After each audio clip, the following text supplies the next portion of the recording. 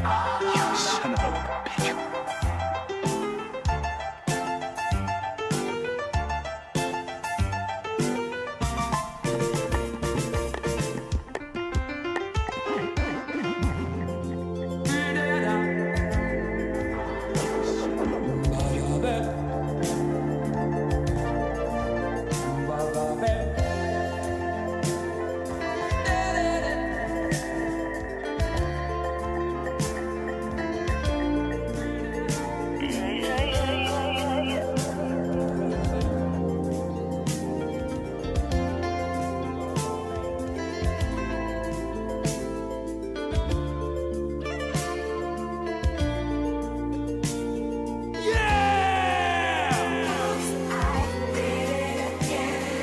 Getting started.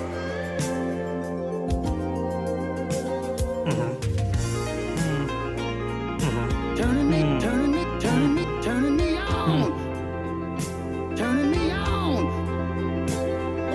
Turning me.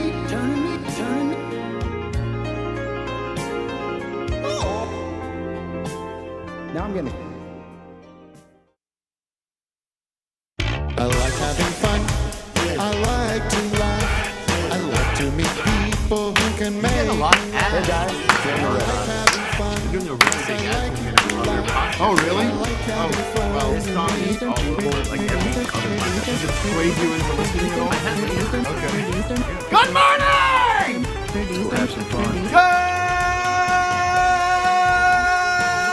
Good morning. It is. Everyone tunes in to find out what day it is. I think that's why we get a lot of listeners and viewers. It is July, apparently 17th.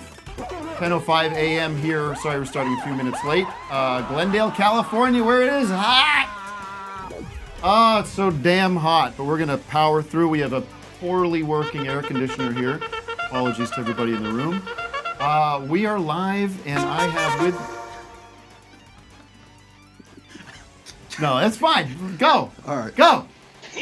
Go wild. Get it out. He was doing the horns. I did the horns. That's a beautiful. You're not gonna get me down this morning. I couldn't be happier because in the studio, right in to the left of me in my peripheral vision. I'm gonna try to use big words with you guys today. That seemed like that might impress you. I don't know. Yeah.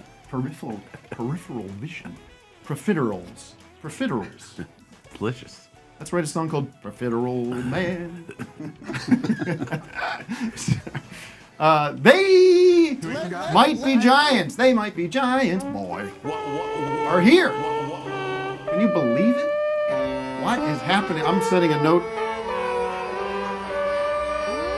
to myself. Message to myself from the year 19. It's a brand new record. 1990. Dear Tim, you will grow up to be a big boy, big man. You will have children. What? You will have great success and appear in the movie Bridesmaids. No lines. Jim Apple. And you will have an unpopular podcast. And one of your guests will be Mark Maron. Now I'm getting excited. One of your other guests will be your childhood heroes. Tim. They might be giants. John Flansburgh, John Linnell. Linnell? Linnell. Here we are. My dreams have come true, Vic. Let me welcome them. A good day. And you have asked to Good not day. speak on the show. And, well, you are. No music from you today, though. Sometimes we have bands come in. They bring We could have brought some instruments, but we didn't. We got plenty here. But you're a left-handed guitar player. I am a left-handed guitar player. Does that mean you're a lefty? I'm full on left everything. Okay. Yeah. I'm a lefty. Yeah. But I play the guitar right-handed. Oh, really? Did you hit the... I bat left. hit I do the- everything lefty except the music. Distinct advantage in that department. Yes. I've recently been playing softball. Oh, really? Having great success. Crushing it. Yeah. Crushing it. Learning about when to wait. I would swing through it a lot, but when I connect, it goes the distance. They usually put the worst player in the right field, so you put them to work a little bit, right? Hello. Yeah. Well, let me welcome my collaborators, my conspirators, Doug Loosenhop Good horning. and Victor Berger. Hello, everybody. These guys are like, get me out of here. What did they walk into? And Captain Carlin is here. We were off last week, and I was in. You ever spend any time in Miami Beach? You guys are probably Sure, Miami yeah, Beach yeah. guys. A little bit. Yeah. Not as much as they wanted us to. No, Were you at a beautiful hotel? not so much. Oh, really? It was okay. It was like a Airbnb, but you know, they have these Airbnbs that are just hotels, or it's like somebody has an Airbnb account and they have a deal with the hotel, so you think you're getting an Airbnb, but Okay. you end up at a hotel. Crazy. You don't see the photo of where you were I going? do know that before before I make that decision. Right, right. But somehow it's in the Airbnb world. So it was like a block off the strip, and it was fine. I have to tell you, their Wi-Fi. I wrote a review of the. Oh, really? Yeah, Can you read it? probably could. Well, what is summarize? I mean, the deal was, and this is a lame thing to be complaining about in Miami Beach. Wi-Fi was trash. It was like 256K modem right, Wi-Fi, right. Sure. which I just think that should be a baseline standard. Absolutely. I mean, At a hotel. in your line of work, it seems like you might need some bandwidth. I need to connect. Yeah. I need to watch stuff. And then the TVs. Do you know this thing? Do you stay in a lot of hotels, I guess, when you're on the road? Sure. Yes, absolutely. And they've got, and this is the most hacky comedy observation, but the smoothing setting on the TV. Oh, yeah. that drives me crazy. Yeah, What's yeah. going on? It's awful. Yeah, yeah. Like I'm It trying to makes- watch I try to watch the first Mission Impossible, which was just on TV. So we'll Right. watch that, and it looked like this bad soap opera. from Absolutely, the- yeah. And ever does, watch, like- does anyone actually like it, or was it just like a non? Is everyone just going along with it? Yeah, yeah, yeah. Right, yeah. It's so what it's doing is it's making the video black of the screen really hard. You guys know this world, right?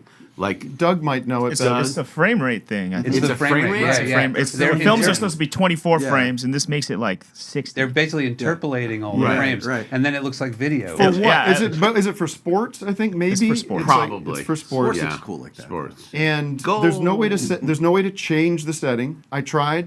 They locked that out. Awful. And then I Oh, watched. really? Yeah. Oh, that's terrible. purgatory. And I watched The Office, the Steve Carell, the American Office. It's a kind of a nice, like, relaxing end of the day kind of thing to watch. And that looked. I mean, it looked like it looked like a student film. It's you so know? Right. it's so weird. Yeah, I mean, maybe the people who came up with it just see things with different eyes. But everybody who's at least our age It's appalling. looks at it and it looks cheap. The word is appalling. Yeah. Well, I can make an even smaller complaint about Please. modern televisions. Yes. Now we're into it. All right, so this is the thing. If you get, like, I'm not sure what brand it is. It might be LG, but the actual remote control, you hit the button and it's like, Oh, they're slow. It plays the music. Yeah, and it's like what? But it takes so long to change from one channel to the next. Like, Yes. what? How are we going backwards? We're going on this? backwards. How are we going backwards on this, people? It's like, no. It's like change. Like that's what Yeah. you want out of a remote. Here's You're not another thing. You're You not wanna- just- you're not browsing. You wanna You're get not granular grazing. here? You wanna Yeah. get granular? Oh Yes. yeah, let's get all grains. Okay. Get down to the grains. You get into a hotel. You turn on the TV. All I want to do is like watch, like maybe a little cable news, just to like stuff, very passive watching kind of stuff. Maybe a. You're apologizing for being a person who watches TV. Just like, dude, you don't have to explain. There's, like most people understand the concept of just watching well, TV. no, but I mean, it's like, But then if you turn the TV off, go back in, you're back on that main menu Right. right. all the time. So Yeah. you got to go search for your channel again, Right. and it doesn't just turn back on to what you were just watching. Yeah. You got to cut off the umbilical cord. Also, I think the housekeeper, and I love workers, and I love the blue collar and everything. I think they shat in our bed. It was either me, my wife, or them. I can't be sure, but somebody took a big dump under the covers. That seems to be worse than all the TV stuff. I should have led with that. Is that what you're Yeah. saying, John? Okay, all right. Right. Let's do this. Let's wrap the show up because Three-star review. I did go 3 stars. Really? That's what I went with. Because I want to be fair. I'm not gonna just 1-star Karen this place. Right. I'm going like I thought it was pretty good. It's a good hotel. was nice, close to the beach. It was reasonably priced. But here's some creative criticisms, some notes. Anyways, we're moving on. I'm being told by Wes, our Patreon is active right now, patreon.com/officehourslive. If I could plug my tour very quickly. Please. All due respect. You know how it works. All Yes. the dates. Not all the dates. I will say that my tour begins next Thursday. Next Wednesday. Where are you planning on Thursday? Los Angeles, the Moroccan Club. It's what we call a warm-up show in the US. You know what I'm talking about? You gotta shake off the dust. Try a couple of new tunes, Vic. Oh, I would like that. And then we're off, and we start in Monterey. You ever played Monterey? I think it's a big mistake. Monterey is like Monterey, California. Well, not Mexico. We did. We played did the TED the TED conference Yeah, that's at right. Monterey. Oh, okay. That's the only time we've been. It was a disaster. Oh, really? I want to hear more about that. Yes. But the big news with the Monterey show is we've added a couple of acts. We've got Jimi Hendrix, The Who, Mamas and Papas, Otis Redding, Ravi Shankar, Otis Redding, the Blues Project. Simon and Garfunkel. Simon and Garfunkel. But they won't show up on the film. What is with that? I think maybe their Baker. set was kind of crummy. I don't know. They've been ghosted from the whole thing. That's true, like it never happened. Same with the Grateful Dead at Woodstock, correct? I don't think they're in the movie. They're not in the movie, no. But they played it. Yeah, and the really? band did as well. Wow. And But- what happened there? There was too much Sha Na Na. They had to. right. Sha Na Na did that big extended set. You got to get the jams for Sha Na Na.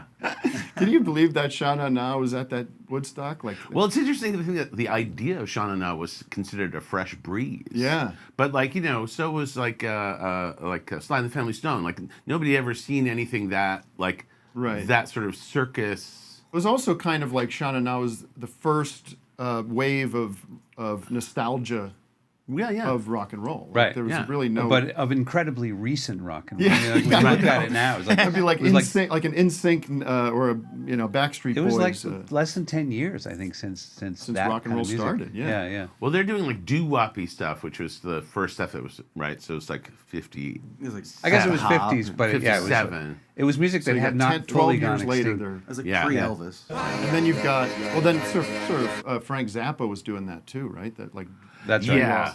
That was his roots music. you like Frank Zappa? We were just talking about Frank Zappa the other day. We were talking about the shame of having ever liked Frank Zappa. I think Now that we're gonna be friends. I wasn't sure. Yeah, it's tough. It's tough. I mean, because there's some very good things about him, Yeah. and then there are things about him that are actually, were toxic then and feel super toxic Oh now. yeah, Yeah. does not age well. yeah. If you really want to, burrow down on reasons to not enjoy Frank Zappa, listen to his Terry Gross interview because he is. It's like. See, I liked him in high school. He had this book out that I thought was great. There was like a book about politics and free speech and all that. Because he was really? like a big free speech activist. Right, that was guy. his sort of last act. He'd Yeah. be very anti-woke right now. He'd be like Bill Maher. He'd be up there. Oh, Maybe. that's interesting. Yeah. Wake up. maybe. I think this is my big theory. I think John Lennon would be a big Trump guy. What is the Wow. what is the virus that gets into these contrarian dudes that as they get older they turn into like the worst version of the guy down the street? from Total you? grumpy old men syndrome, right? Yeah. Just like, this isn't the how I remember it. Yeah. This isn't the how I remember it. Yeah. Do you remember? I remember in high school also going to the record store and going through the Frank Zappa section. And it would be like 40 CDs all with the same cover. It's like him at Oakland, 1982. I love records. Can I finish my promo here? Starting off, then you're going to Monterey. Monterey. I don't want to give all the dates. I will say these are the dates where the tickets are becoming very low. You know this good. low ticket alert situation? Yeah, sure. The joke is that means there's low amount of tickets sold. It's quite the opposite. Oh, okay. It's not that kind of low. So San Diego's getting low. New York City, Webster Hall. It's a classy joint. Maybe you guys want to come. It's like a disco. Easy. Some of it. I think they have different nights. Okay. New Haven, Connecticut. Buffalo, We're in New Haven. College Street Music Oh, Hall. that's a great venue. Oh, You'll have you a heard good it time. first. Royal Oak. You know Royal Oak? That's actually Detroit. Yeah. Nashville is, I think, almost is sold out. That's City Winery, which people Okay. Yeah. booking us at city wineries now, which I don't know. I think that It's like where happens. Nora Jones would play. Yeah, it Right, is. right. It is. It's a little weird for the performer because everybody's facing sideways and eating and drinking wine and stuff. Like your Hollywood Bowl show. A bit like the Hollywood Bowl show, yeah. And then St. Louis. Everything else, we got some work to do. We're in We St. got to Louis. start promotion. All right, I'll call The people. pageant. Pageant. You're Great- playing the great room. pageant? Aren't you surprised? That's fantastic. yeah, great That's venue. a big room. Oops. It's we've- 2,500 people. Well, we've sold 48 tickets. There you go. Come on out. Yeah. No, That place is I'm, a blast. I'm beloved in the Midwest. Oh, good. The South, we've got work to do. I think Northern California. Who's in Monterey? The TED conference. I would say Bay Area, come down. That could be a way to sort of open it up to a larger audience. Did you guys give a presentation at the TED Talk, or did you? We TED sing? performed, but we were the very first act at I think the third day after the huge blowout beach party the night before, and it just was awful. So everyone was hungover. The real secret is like, we all could imagine what it would be like to play for people who are hungover, but imagine playing for full-grown adults who are hungover for the very first time. These are incels. It was really like that. It was really just like you could just tell that there was just like. And then, I mean, listen, I've stated before, big fan. Hangover music, it's not. No. And also sort of like more. That's right. You got to give you that, right? Sure. And I Sure. actually, I made a joke that we've actually played library, conferences. Right, right. And Cotton and, balls in the air. right. And this was like the earlier show than that. Like earlier in the day. Yeah, it was like 9 a.m. What the fuck? I Who's know. doing It that? was just No, like, it was really it was unfun. awful. And then did you speak or you just played? We just played, but they ask you to do something you've never done. We just went, but we did all the things they asked of us, and they say like, don't give your stock speech, like do something you've never Make done up something before. new, which we did. Yeah. Which we came up. We actually came Do you up have with a stock speech? No, but I'm But saying, we have we have we did- raps that we do, and we have a Right. normal show. But we came up with this new thing, which was because the amazing Randy had been to TED and was basically bitching about all these ridiculous claims of supernatural things that other people had made.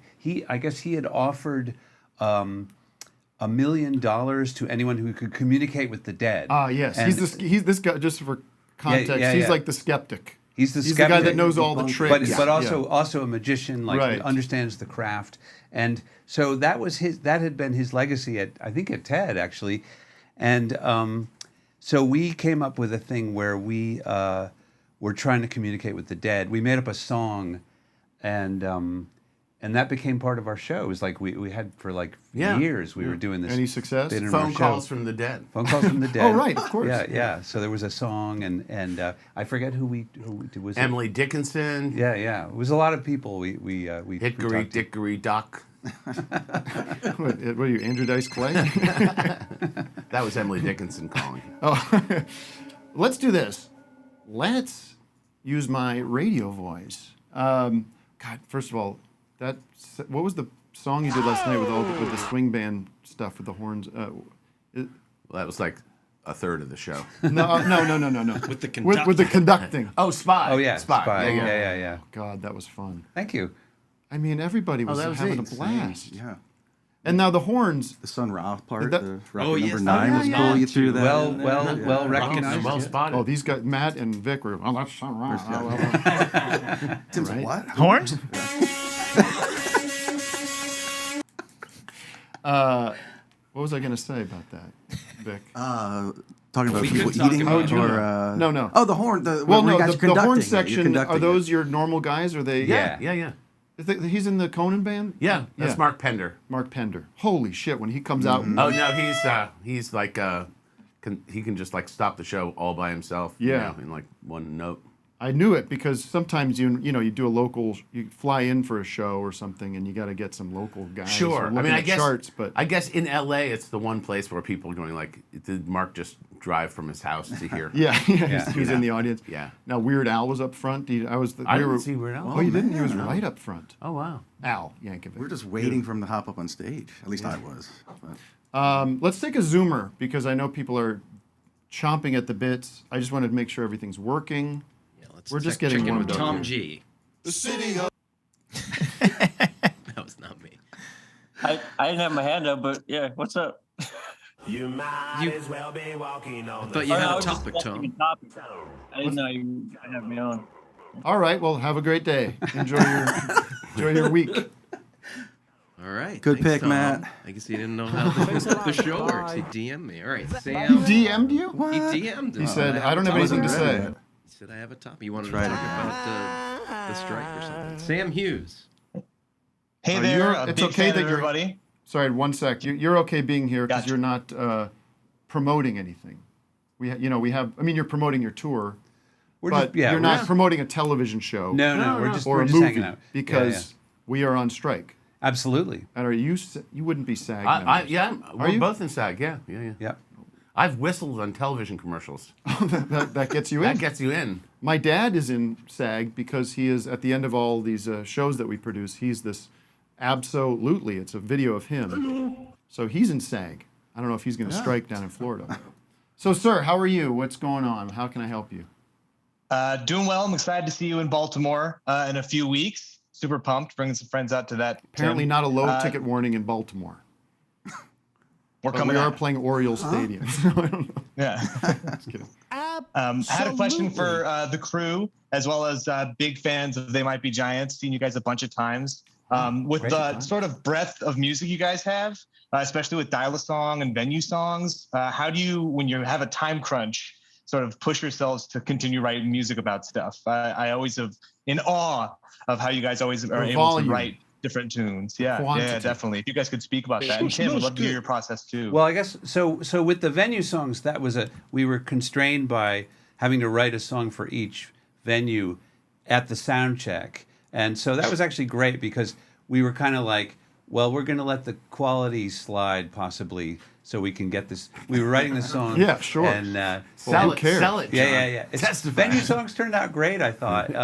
Love them. And they were, it was one song per gig, written at the sound check, performed live, and usually recorded at the show. But then normally we're pretty lazy, I would say. We just. What is the? I'm going to interrupt because that's a good question, but it reminds me of this question, which is, what's the division of labor here? Oh, we both write songs. You obviously everyone asks this, like, somebody has to have the germ of a particular song. Right. But then do you get together and work on it together, or do you kind of have the song? We mostly write individually. Okay. I mean, there have been a few songs that we've collaborated on, and we have other ways of collaborating. Somebody writes a song, for example, and sends it to the sort of demo-y bits to the other guy, and that inspires you to add something. Like Flans has sent me drums, and I put stuff on top of that, sent it back to him, and then he's written the song on top of that, or. So there's that kind of thing. It's.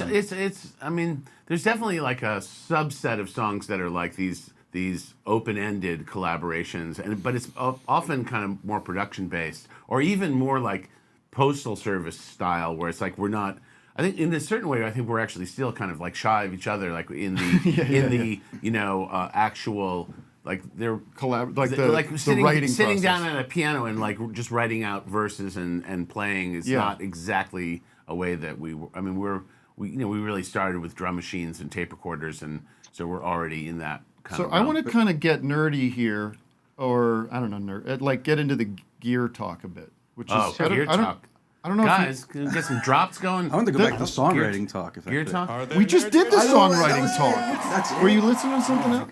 I mean, what else is there? I don't know. But we can get back to that. Well, I was gonna say you get real. It's vulnerable to play something that you wrote for the other, and absolutely. Then you have to find that science of relationship to not hurt the other person, kind of like. Right. Exactly. No, I mean, we're even at this late age, we're still Yeah. very sensitive to the other person's opinion. Yeah. And then in a way, that's also a strength for us because we sort of help edit each other's work. You know. Did you just say you don't want to hurt the other? Yeah, you don't person? want to hurt the other person. Oh, by Yeah. critiquing it. Yeah, by Oh, critiquing I thought it. you were saying you don't want to hurt somebody with your stinky Oh, no, work. no. I was like, Not wow, saying the wrong thing. how bad could it be? Or that it's so great that person's going to feel like shit. Like, fuck, I like that. It's like, well, I guess it's okay. But I want to go back to like first few records. It's just the two of you. Yeah. And what I don't know if this is. I think this is interesting. It's interesting to me. I don't know, and I think it'll be interesting to you guys. But like, what are you working with back then? Like, right. Well, like up to Flood. Like, are you just the two of you on Flood, or are you starting to work? Yeah. All the way up And- through and the fourth album. I think Apollo it was. 18 Yeah. was Apollo. I mean, but the basic thing is when we started as a duo, we had a 4-track tape recorder, and we did a lot of drum tracks created on the 4 tracks of that tape recorder. Like bounce it out. The kick drum would be like hitting your thumb against the mic, which is actually a pretty good kick drum sound. Right. Which we discovered somewhere along there. Whoa. Yeah. There you go. And the snare would be like the John's Moog synthesizer. Just nice. And you know, this is before drum. We are so fucking old. Yeah, that you really we are. started before there were drum machines. Drum machines came into the world during the first years of our being a band. Matt, I want to fact check if these are. Our I think there was oldest drum guests. machines back in the 60s, right? Can you stop? There were like publicly Lowry available. organ, like sort of percolator, like that. Yeah. Speaking of Sly Stone, like that thing. Those things existed, but the actual getting like the Right. going. Well, I guess there's the programmable Lynn drum machine. Yeah. Might be like the early '80s. But you're going back at what 82? 82 is when we started. Yeah, and so we couldn't afford whatever it was at that point. So Sure, right. You know, So we would sort of cobble these tracks together in all these various different ways, and we even had like we had a record called Drum Drops, but the one we had was like the fusion rock one from the junk store. So we actually made a couple of tracks that have like these crazy, like the most elaborate drum fills in like 5/4 time. Yeah. And they're just like crossing the bar line. And Are you just in your paint the picture? Are you in your apartment doing this? Yeah. we shared. We had this great apartment that we had a drum kit in at one point, and we could make all the noise in the world. We were up on the 2nd floor, 3rd floor, and we never got any noise complaints. One time, some lady came. We were walking in the apartment, and the lady came up on the stoop and was like, "Are you the guys playing the drums?" Yeah. And it was just like, "Well, we don't know what you're talking about, lady." And I said, and he was like, "Well, you know, whoever it is, they just make beautiful music." Oh, that's And nice. it was just one of those things. Right. Like, But that's New York. I was like, That's wow. New York. It's like you like the drum sound. But what's Right. crazy Can't is you imagine listen what it'd be to Lincoln or Flood. These are beautiful sounding records. Like they Oh. sound like you're in the studio. It sounds like you're in like the quality and well, the yeah. fidelity and everything is like top. they notch. were finished in the studio. Okay. All the sort of early production stuff was done at home, and I guess there were probably things that were entirely tracked at home, like that Yeah. on the first album. Anyway, First album has lots Yeah. of, a bunch of 4-track stuff, but you know, I mean, we were trying to be as careful as possible and make stuff that would. I guess the truth is, like, even though we're sort of like lo-fi by definition, I think, you know, we aspired to be, you know, Steely Dan or something. You know, like we were careful about it. Like we wanted to sound as good as it could. Did you hear the new Steely Dan song that came out? Roger Nichols, their producer, had a recording of a song that they overdubbed or overwrote in the the lost track. Yeah, it's so good. Second arrangement. Yeah. No, we I just for the sake of historic gossip for the Steely Dan fans out there, we worked at River Sound, which was Donald Fagen's personal studio, his private studio in East Harlem years and years ago, like during the factory showroom and beyond era. We did a lot of stuff there, and Donald Fagen's stuff is there. The house engineer worked with Donald Fagen, and so I just sort of I couldn't help myself but just to quiz him about that stuff, and he was in the room when the thing got erased. Oh man! And he said that he wasn't specific, but he said multiple people were in the room were crying. Oh no! Oh wow! Oh my God! Because and I don't know. Now this seems like it couldn't possibly be true, but they're saying that it was going to be like the lead track on the Gaucho. Gaucho? Is it Gaucho? Gaucho. Gaucho. Yeah, but I mean that was the album that it got erased from. Yeah. Okay. Yeah. Okay. Why did they just re-record it though? What? I think because the stuff took so long to do, and they were hire all so musicians, crazy careful about stuff that they just didn't want to deal with it again. Now, speaking of Steely Dan, they're on tour Well, he's on tour right now as Steely Dan.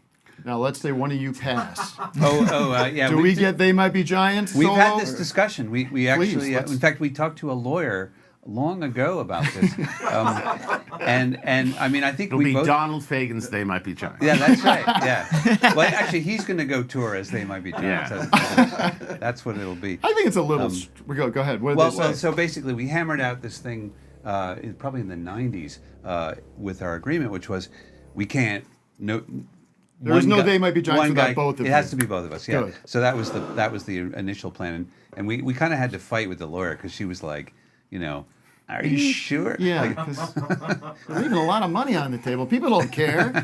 But the one thing that was weird is that when we sort of re-examined it and cracked it open like 3 years ago, it was also like it sort of basically stopped all business under the name They Might Be Giants, including like making any kind of like secondary, like a compilation album or releasing anything else, re-releasing anything, or like selling tickets. Or selling T-shirts or That's selling. a problem. Yeah. So we had to get more specific about what it Can't was. you do someone Giants and Company?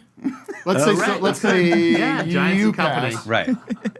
There has to be a way for the entity to continue to generate. Yeah. The way it was set up before, we couldn't have like a new T-shirt design. We couldn't have the in memoriam. Right. Yes. T-shirt design. You get into like a fundraising for the funeral expenses. Yeah. You get into a Yoko and Olivia Harrison kind of situation where you got to run everything by your spouse and family. Well, the idea of separating the ownership, which would go to the estate, with the control over the thing. Those are two different things. Right. And these are things that we hadn't really thought through. Can I go initially. back to Don Fagen first? Don Fagen. Don Fagen. You're the first person who's ever called him Don. Donnie Fagen. Yeah. Donald Trump, Donald Fagen. This is such a sidebar, but there's a great memoir he wrote. Did you read it? Or it's even better to listen to it. That's called, Eminent Hipsters.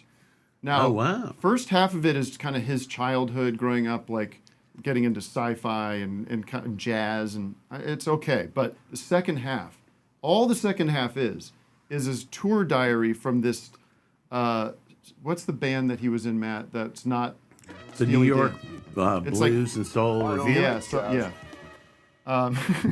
It's his tour diary of that summer tour he did. And for guys that have been... Nightfly. No, it's not. It's him and like Michael McDonald and some other guys that tour and do like soul music. Yeah, right. Yeah. Holy shit. It is, if you guys are on the road a lot. You guys know the road. It's the best road memoir ever. It's so funny. Cool. He's so miserable the whole time. Right. He hates it. But he's a very witty guy. He's right? very Like, witty. yeah, It's yeah. very entertaining. Yeah, So super Eminent sharp. Hipsters audiobook, highly recommend to everybody, including you. There's Michael McDonald. I would assume you guys have a massive, a vault of tracks that have never. No, they put it all out. I know you put a lot out, but I'm assuming, do you worry that demos and stuff that you don't want people to hear are gonna come out when you guys? I'm more worried about all the deep fakey type stuff. I feel Has there like been a deep fake They Might Be Giants not song yet, not yet. But I feel like that's when we're gone. It's going to be all that, right? Like all the AIB Giants. Because that's what's happening. AIB Giants. Yeah. I just read there was this movie called Entertainment that Neil Hamburger is in. That everyone watching knows what this movie is. But stars in it. Huh? He stars in it. He stars in it. A review of it came out. This is from the movie's from like 8 years ago or whatever, 6 years ago, 8 years ago, and this review came up on some website called, listen to the name of this website. This pertains to AI, by the way. website is called Business News, biz.crast.net. So clever, Crast? so clever. Yeah, it's one of these like, clickbait. I don't know if you could see this. Like, just a like this a site you'd never want to ever be on. Right.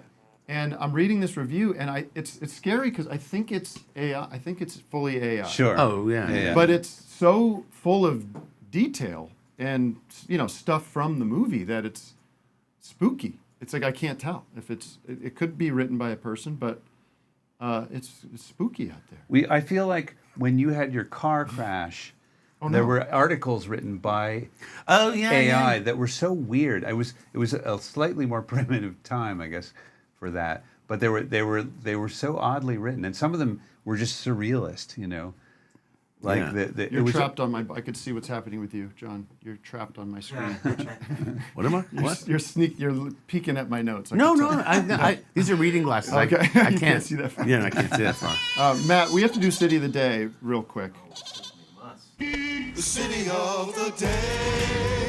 City of the Day is sponsored by, and this is exciting, a new innovation here. We always have a commercial that we're sponsored the City of the Day, and we're offering discounts for companies out there, advertisers to advertise with us, and we have a great discount now. Now the reason it's discounted is because Vic Berger will be doing the ad read. Now I'm getting excited. So Vic, take it away.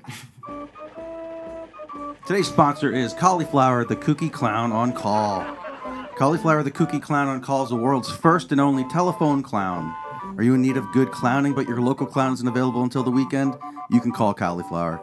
Do you find yourself bored making small talk with coworkers and crave a deeper conversation about balloon animals or hijinks and pratfalls? You can call Cauliflower. He's ready at the spur of the moment to entertain you over the phone exactly when you need him. Dial him up, sit back and relax, set the speakerphone to 11, and then listen to his clown show. You'll hear him make funny clown sounds, like his trademark raspy belly laugh. He'll play a slide whistle and honk his horn into the receiver to lift your spirits. His oversized clown shoes are music to the ears of clown lovers as he tap dances to his audience of one, you. Cauliflower might even toot a few tunes on his kooky calliope if you ask him nicely, and because it's audio only, Cauliflower the Kooky Clown on Call will describe in detail his face paint design and his silly clothing so you can see Cauliflower in your imagination. Ask him anything about clownery or lay your troubles on him and he'll shoo them away using the power of clown humor. Call Cauliflower the Clown on Call for only 8 cents a minute. Dial 44444. Okay, and that's the end of it. You bailed. Yeah, I Jumped bailed off on the my board. own. That's it. Can I read mine away? Go ahead if you want. No. We're moving on. Thank you to Cauliflower Clown for spending the $4. Bronte, you're our So who is the City of the Day? Bronte. Morning. Denizen. Hello, Bronte. Hello. City of the Day is Seattle, Washington. Ah, yes. And I believe you had other topics and questions. Yeah, did I you have a not? question. Reaching halt this Jump in, Bronte. Thank you. I'm just recovering from the commercial. I My know, stomach me hurts too. from laughing. So, They Might Be Giants was my first live show ever when I was 8 years old. Whoa. Wow. She's 13. At the EMP Experience Music Project. Oh, in yeah. Seattle. Yep, I remember that. Changed How my were life. Fabulous. As an eight-year-old, it was the Kid album. No. Yeah. Changed my life. Like, no joke. For the worse or for the better? Definitely for the better, although I did get very angsty and goth after that, so you might have awoken something in me. I'm not sure. Really? But my question is, what is all of your first live shows you ever went to? Very good question. Right. Well, it depends on how you count. I when I was probably 8 years old, I saw a local production of Tommy's The Who in Concord, Massachusetts. Wait, hold on. This was... Because I know they did like a Broadway version of that in the 90s. So obviously not that. This was just like a little, somebody just like did the rock opera live in this very modest way. And it was the loudest thing I'd ever heard. I think I had a massive stomach ache afterwards. Wow. Yeah. Okay, that counts. Yeah. I saw a band called The Eternal Lights at a local temple perform a very rock. They did a rock version of If I Had a Hammer, a little bit tougher than what's his name's version, Trini Lopez's version, and they did and they played Indigata Davida, which was like kind of an interesting thing in a religious context. It made you think like, what are they driving at? These are some secret messages. Yeah, in the Garden of Eden. Yeah, yeah. Vic? What was it? Oh, well, Sharon Lois and Bram, I saw. Who? Sharon Lois and Bram. But you don't remember them? No. But I saw Green Day. And that was like... That was your first show? Like my first show. Wow. Like, I was in 7th grade, yeah. Way better than the Eternal Lights. I broke up with my girlfriend in high school because she broke up with me because I went to see Green Day. Really? Instead of her High School Musical. Man. Well, that is like classic shit boyfriend behavior. You went to see Green Day? Well, wow. I was in Bright Spirit. You couldn't do both? I couldn't. It was the same night. There was one night only for both. They didn't have a run of shows for that that musical. I think it was just it. I think it was on the rocks anyway. I don't think it was the straw that broke the camel's back. Okay. Doug, quickly with your... My mom took me to see the Monkees in Me too! 1986. That's my first the show. 20th anniversary tour. Right? Wow. That's why we are That's actual crazy. brothers. Wow. We are actual That brothers. is crazy. Wow. The Monkees. And I think like Herman's Hermits opened or something. Yeah, it was, well, for me it was like Gary Puckett and Yeah, the Union I think Gap. maybe both of those bands were opening. Yeah, Gary Puckett. How many watch lists is that guy on? Excuse me? Well, it's just like they're all just like, every song is just more pervy than the last. Oh, right. What was his... Is he the young girl? Get out of my life. My love for you is way. Seattle, what was your name again? At least he admits it. Bronte. Bronte. I realize I should watch what I'm saying. This will be seen by people. Yes. Not too many, though, don't worry. Not enough. Sorry. To cause trouble. I didn't say what I just said. Oh, that's fine. Back to Flood for a sec. You're, I think I saw this or read it in an interview or something that the little fluke that happened with the Columbia Record House. Did I make this up? No, maybe not. We Think of the Beastie Boys? No. Flute? I thought that Flood ended up on the Columbia Record House. It was. Where you put the pen, Many copies of it were sold through the Columbia Record House. Yeah, And how hundreds of thousands actually. Do you? I mean, obviously, it might be how I don't know. I probably found it from 120 Minutes. Sure. But I thought that was like, how did they pick which records were going to be on that list? Because it was a pretty. I mean, I think they sold a fair number of things, but like in the flyer, that was just a way that they often tried to, break bands. I mean, I'm sure Green Day was on the Columbia Record House later on. It was just like new bands that had stuff. A buzz going. Yeah. It's like for curiosity seekers. Do you guys listen to new music, like any new artists, or is it kind of a little bit? Yeah. I'm just curious. Quiz you. I'm just curious. Is there anybody that you're into these days? Like who you listen to? If I had my phone in front of me, I could rattle off some things. Good question. I would say Flans is more au courant than I am. I'm usually hearing what he has to say. Oh, and I have a son who's 24 who is a great source of information about new stuff. But I've always been pretty out of it, actually. What do you like? What's your like sweet spot? What do you listen to? I mean, I when I'm driving, I listen to jazz. I like listening to the there's the 50s station and the 60s station. And those are like the main on Sirius. On Sirius, that's what we're listening to. The AARP station. Yeah, exactly. AM Gold. Yeah, totally that. Sirius? Which is better, I think, on the weekends. It's more eclectic. Cousin Brucey. And don't call me. I haven't heard Cousin Brucey. You don't know Cousin But I Brucey? love the Neil he on? Sedaka. The Neil Sedaka show is terrific. Cool. Oh, really? He's hilarious. Yeah. The Cousin Brucey was like the AM guy in New York. Oh yeah. We remember Cousin Brucey. Yeah. I think they just have audio of him that they've made into shows. Sure. Sure. Well, they play American Top 40 with Casey Kasem like in its entirety on certain radio stations. Yeah, like if you get into rural America, there's like some robot stations, and you can tell because if you know the names of the towns surrounding it, it'll be like, like I live near a town called Monticello, and it'll be like, you're listening to W Robot Fakeout, going out to Monticello. Yeah. And you're just like, you're not here. What was the name of that national syndicated radio company that you just get piped in? It was Muzak. No, not Muzak. Matt, help. Yeah. Oh, sure. Radio, like not Radio 1. It's kind of like Westwood. Westwood 1. Westwood. Right. It's me, Casey. There's a great. They found their Casey Kasem drops. Yeah. Hey, can we explore the deep world of drops? Can we have a drop off? Can you Yes. Can you two play the most unplayed drops of this show? Just back and forth, challenge each other. Let's do it. Mini drop concert right here. Like two DJs that go into the back of the record bin, deep cut style. Uh-oh. Who's going to kick it off? Total silence. Total silence. You know what happens? They freeze up. They get sleep. And I get scared. Shush. Hey, everyone. No. Hey, everyone. Fuck, man. That is Hey, everyone. They need to warm up a little bit. Yeah, we're still working on it, but What's that loop you have going on? you got something? What's your least played drop? There's no way to. They don't count up plays. Right. Like John Flansburgh They came in should. here and he was trying to wrap his head around these drops. He didn't understand why we would have. No, you did understand why. No, we would no. have. I think it's fascinating. I mean, just like the sonic. Was there a chaos pad up on your Yes. stage? Yes. Yeah, I you do see have that? that. I'm just a human being, and I go to the bathroom like everybody else. Sit down when you pee, like a good little girl. All right. Do you want to play? How about this? Pad, right? It was like. How about this? Was it this one?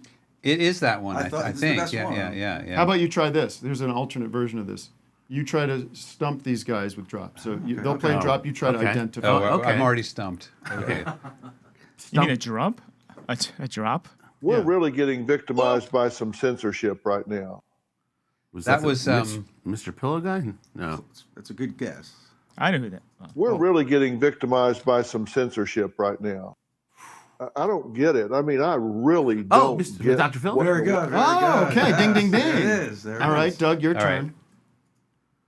If I ever get married, I have to go off to the woods of Africa and find me some crazy, naked zebra bitch. Eddie Murphy. How about... It smells so good of all that cheese. I'm doing old drops. What's her name? The cook of When Joe I Chow. was a little Joe Chow. tiny bitty kid. Okay. Yes, Okay. correct. I'm just so If you're slow. waiting for a hug, you might want to pack a lunch. Oh, What? Sorry. go ahead. Did you hear Go it? ahead, Doug. If you're waiting for a hug, you might want to pack a lunch. I don't know. David Spade. There it is. You got it. Yeah, David Spade. I rode in an elevator with David Spade once. How was that? Good Nice, elevator. great guy. How many floors did you get to ride with him? Like 7. Okay. He lived in my girlfriend's building. Where do you guys? She's You not my guys are wife. New York City guys. Pretty much. Yeah. You got a place upstate. Got to. Yeah, Sullivan County. Yes. That's where I'm at. We actually have places on opposite ends of the Catskills, and what we've discovered is we can't drive between the two houses because if there's a mountain range, you have to go down. You and have to back. go back to New York. Yeah. That's hilarious. Yeah. Where do you? How much time do you spend together when you're not working? Virtually none. Yeah, That's not how I am really. with Eric. All my partners. No, it's All my weird. partners. I mean, being in this band has been great, but it's been terrible for our friendship. Yeah. Yeah. You know. Although no, I would dispute that. I think we have a very solid working relationship, and when we live together, I think we occasionally start to irritate one another, and we've solved that problem. Right. You know. But you're not far. Well, you're not far gone. Like You like could have Mick and washed Keith. a dish. Yeah. You're not like Mick and Keith, where you have separate. Like you're like don't talk before you're on. Oh, we no. Oh, we, no. We cry and hug each other before shows. Yeah. I mean, what's your road life like? What do you like? What's the routine? I mean, you know, I want the granular shit. John does a lot more like stuff in the world than I can do. Like I just feel like if I can just keep my laundry clean and do my show, like that's it. Well, the other thing is John does a lot of prep work for the show. He does the set list. Now we're getting into the division of labor. Yeah. No, there is definitely a division of labor, and Flans is the hardest working man in They Might Be Giants. Listen, that's beautiful. Nobody says nice things about And me you were like that. carrying your mic stand around last night, or all That's that a great stage. move. I've never seen that before. Mic stand goes where you stage want it to go. Yeah. We've never seen that before. Oh yeah. As an artist. Yeah. So you're but so he's doing the work. So you're he's, out there he's going, got the package. going to the museums and stuff. He went to art school. He does the designs. All the album covers and everything have been vetted by Mr. Flansburgh. I'm just like the content guy, basically. I'm like, I'm in the back You're the room. heartthrob. As somebody said in Gigantic, I think, like I'm like the guy in the in the tool shop, like. You're the eccentric weirdo, but you're both the eccentric weirdos. Well, yeah, I think this is what I think. I'm gonna make what? That's a compliment. I'm gonna to me. embarrass John, but I think he's like the visionary, and I'm. Does this make you uncomfortable to get these kind of compliments? He looks. I've been waiting. I've been waiting my whole life. Yes, that's what I want to hear. No, I mean I think that. Well, I think that's very nice thing to say. See, I was explaining that because I was just on vacation with my wife and family. Various family members, and I've realized I don't really like vacation. When you've toured, That's a very adult man thing to not be able to go on vacation. Yeah. Yeah, I just feel like there's too many hours in the day to fill with when you don't have the structure of a tour is that like at 3 o'clock you're doing stuff. Yeah. There's. But then you can still like see the world and go out. And no, I mean I get slightly driven crazy when we have a day off actually on the tour. Yeah. That's a problem. That's become a problem for me. But as John says, like I'll find, like I don't know. I mean, I would love to go to museums, but part of it is I don't have like the physical energy. Like the show is kind of thrashes me. Yeah. And then also like. The truth is like when the crew is like loading into the venue and something is super messed up, it is definitely like me and our tour manager Scott are the ones talking about like the super like tedious like adult stuff like And you don't have any resentment towards him. Not at all. You don't think like it's always it's always. I mean, part of it is like even when we first started the band, like when we didn't. I mean, before we even had a manager, I was like booking the shows and dealing with like club owners and stuff like that. Yeah. And trying to. There's something about that you like. Yeah, it's like there's part of it. I mean, the challenge of it is really interesting to me. Sometimes it's overwhelming. I mean, like you can make it sound like it's all been foisted on you. I do think I'm really interested in like the psychology of crowds. Like I like being like the hype man of the band in part because I'm just that. Little bit of theater is really fascinating. You were so funny last night. Oh God, I felt like I was so off my game. No, I was Seriously. like right away. Like jokes. There's a funny joke. Of course, it's a back pocket kind of joke, but it's like that was our thanks. That was our after the first song. Thanks for coming. Yeah. That was our. That's funny. Right. Loosen up. Everybody. Right. Right in the middle. The best thing that cannot be reused again is for me that I thought of in the middle of the show, which I wish I had thought of at the beginning of the show. It's like up until now, this was just an exit for us. Yeah, that was good. That was but like if we had come out and said that, then that would have been. No, it was good. It was when you said no, it hit perfectly. It hit, and then you do the thing about you don't have to reveal if you don't want to, but we pulled an audible and we're actually doing this song that is that. Oh, those were all audibles. Yeah. Really? Yeah. No, we did our set in like 3/4 of the time that we normally do our set. It was just like One thing I realized, like, we were definitely playing a little faster. Were but you also, nervous to be doing the Hollywood Bowl? Yes, we were nervous. Super nervous. And we normally have very long raps and hang out for a long time on stage. Like we'll have conversations. So you were under the gun you were under the gun, but you overestimated the amount of gun you were under. Yeah, well, probably. We did a festival. We headlined a festival like a couple weeks ago and did the same number of songs in 60 minutes that we did in 45 minutes. Wow. Yeah. At the it didn't Hollywood feel Bowl. like fast. No, it wasn't bad. It wasn't. I mean, I'm sure from the audience point of view, it was totally fine. But I've also come to realize, and this took me like 30 years of doing shows. But I knew this from doing in stores.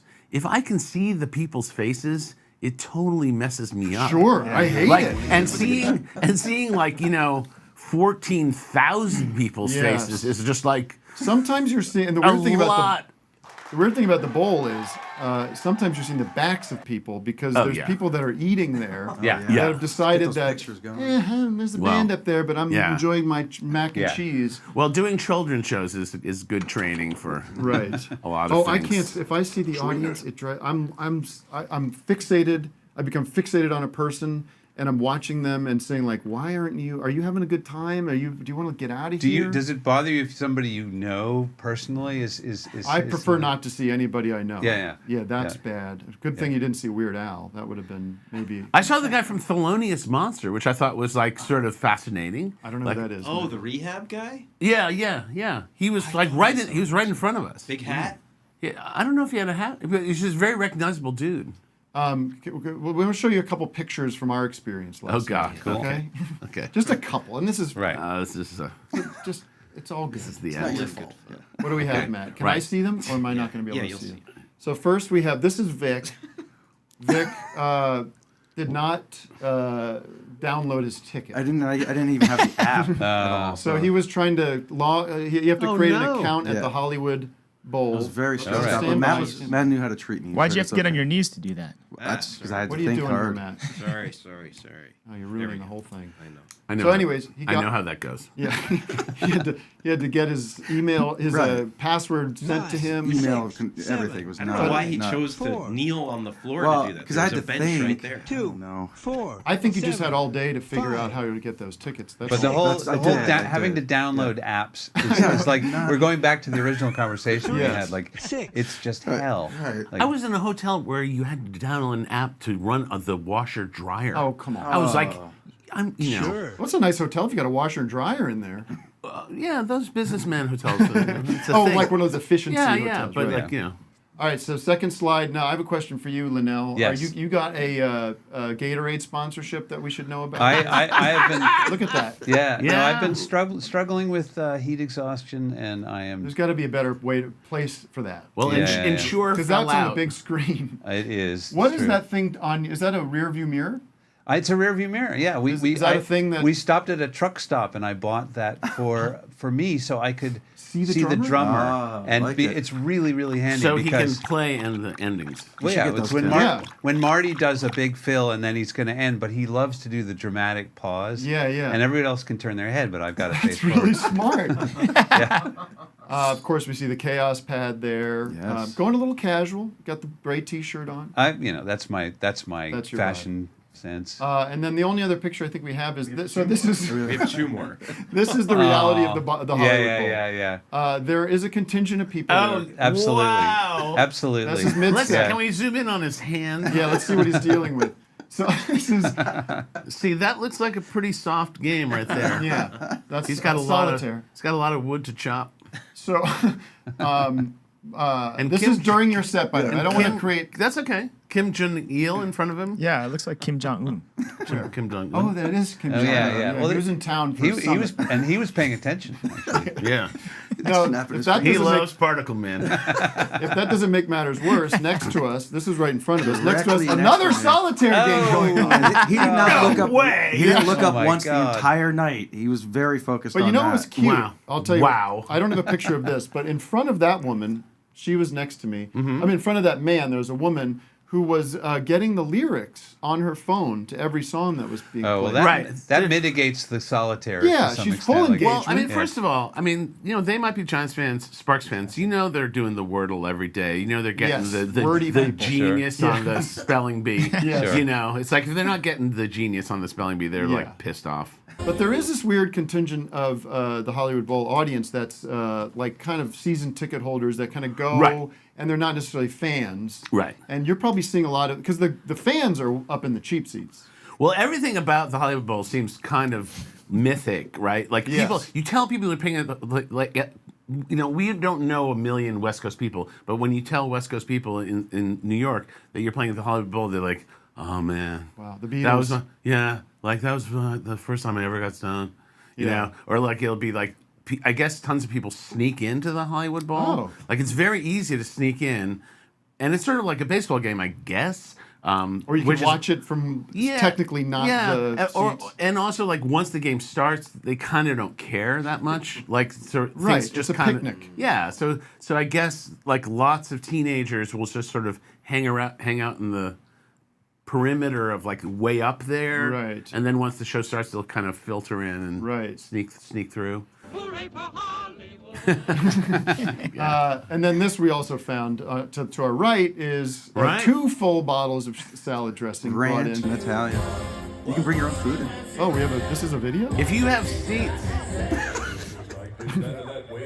Oh, there you go. Nice. That's us. Yeah. That sounds so real. Yeah. You guys play to a track. You're not really playing instruments. Right. Yeah, exactly. Yeah. Matt, we should take a damn call. And actually, we have to take good. a break. Can you believe it? We've been going an hour? Oh, don't. Well, we started a couple minutes late. Okay. So. Don't take a break? Well, no. I'm saying we can take another call and then a break. That's a good idea. Marianne, a good friend. Good friend, and They Might Be Giants fan. Hey. Hi. Can you hear me? Hi. I'm really excited to see They Might Be Giants on Office Hours Live. This is like oh wow! Oh, nice. I think I'm gonna. I don't know. I'm gonna lose my shit. Beautifully constructed. Thank you. Yeah, I made one for my sister and one for me, and we brought them to your show in Vancouver in April. And it was. I mean, you guys put on such an awesome show. It's Thank you. Like I've been a fan for 30 years. Dude, you've got a hot Derby Day horse in the background. Oh yeah. Come on. That's a super I was fan. doing some Wow. rug hooking. A friend loaned me a little kit, and I was like, well, I don't know what to do, so I'm on this hot chaw kick. And so yeah, I made. As we all can be. That's insane. That's beautiful. Well, you've gotten to meet your heroes. Do you have any questions for them? Flans, I want to say your red onion relish recipe is so good. Oh my God. So easy, right? I mean, it, and one suggestion, I would say in the instructions where it says prepare for flavor, you maybe want to put that in bold or. Yeah. Where do you see this? Is this in you have a cookbook out or what? No, is we have a mailing list. It's pretty substantial. Robust, yeah. The smartest thing we ever did was ask people for their email addresses before that became like a Eric and I had an email list for years, and then we lost it somehow. Oh no! Yeah, it was a big. And at the time, I kind of was like, oh well, we're on social media, What difference could it make? Yeah. But I think it's a big problem. Well, if you want to share recipes, evidently sharing the recipes is the biggest hit of our mailing list. Really? Yeah, our most down because they can now track it on the however many people like open them up. Yeah. I like cucumbers. And the truth of it is that anytime there's a recipe, it's like opened like 3 times more than really. Yes. Give me 2 tacos, one salsa, Did you get the drop of Trump saying he doesn't know what the hell a blizzard is? By the way, did you hear about this? How's that possible? Exactly. This man of the people. He goes into a Dairy Queen and he goes, "Let's get a blizzard." He goes, "The hell is a blizzard?" Like, we're gonna do the blizzard. What planet are you on? You don't know what a blizzard he might is. be from Queens. I mean, I don't know how many Dairy Queens there are in Queens. That's actually even that has Queens in the name. I love nuts. That's true. But isn't that weird? Because I think every American knows what a blizzard is, but this is not a man of the people, I believe. And I know you're Trump supporters, but right. When I first got on TikTok, because of the zip code that I was in, it assumed I was a Trump supporter and sent me all this pro-Trump stuff. Like that was my algorithm, and it was such a freak out because it was just like I've never been on social. Oh, that was your upstate. Yeah, in Sullivan County. I was like, what is this? I love music. Russia. And China. Yeah, I actually deleted the app and started over because I just couldn't. You want to put Beverly Hills in? Yeah, sure, whatever it takes. But I have to say, Karen, if you look up Karen videos, endless entertainment on TikTok. Oh sure. Yeah, I can watch Karen videos for like 3 hours. Screaming at each other. It's like Apocalypse Now. Get the fuck out of this world! Get the fuck out of this state! There you go. All right, let's do this. Thank you, Marianne. Thank you, Marianne. Nice to meet you. Nice to meet you. How about offering Marianne? I think this is low cost for you. Big advantage for her. Marianne gets lifetime access to your concerts. No deal. It could be done. We don't play in Vancouver that often. Vancouver. This is why it's a great deal for What'd you say? everybody because Yeah. when are you gonna We'll when is put she you on gonna the actually list. cash those chips? Never, maybe. This is a good deal. I'm a deal maker, ladies and gentlemen. Marianne, if you need Our money, brand. if you need to get into a They Might Be If you Giant need show, money, just call. They might be giants. If you don't need money, call Tim.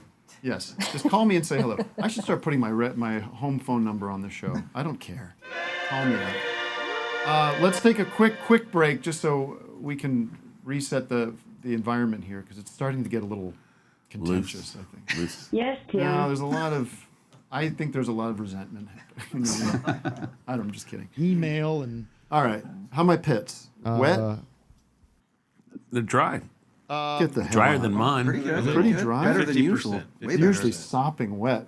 All right, we'll be right back in 2 minutes, and then we'll we'll continue our conversation with They Might Be Giants. I do not. Join us at patreon.com/officeHoursLive to support the show.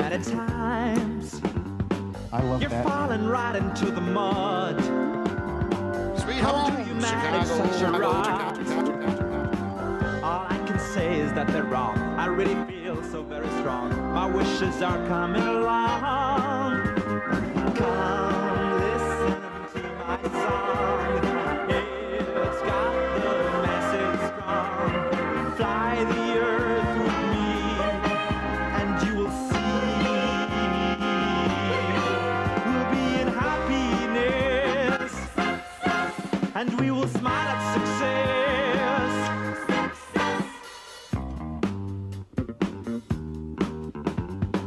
I've been told many times, why are you wasting all your life? You could be rich and satisfied. All I can say is that they're wrong. I found my riches and I'm strong. Also my satisfaction. Come listen to my song. It's got the message strong. Fly the earth with me, and you will see. We'll be in happiness, and we will smile at success.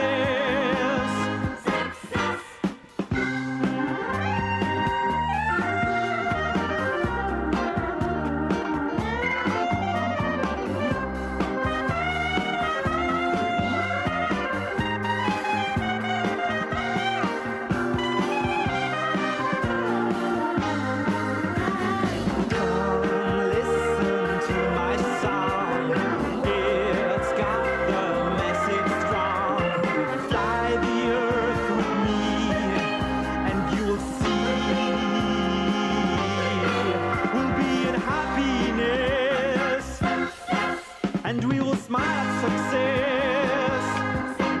We'll be in happiness.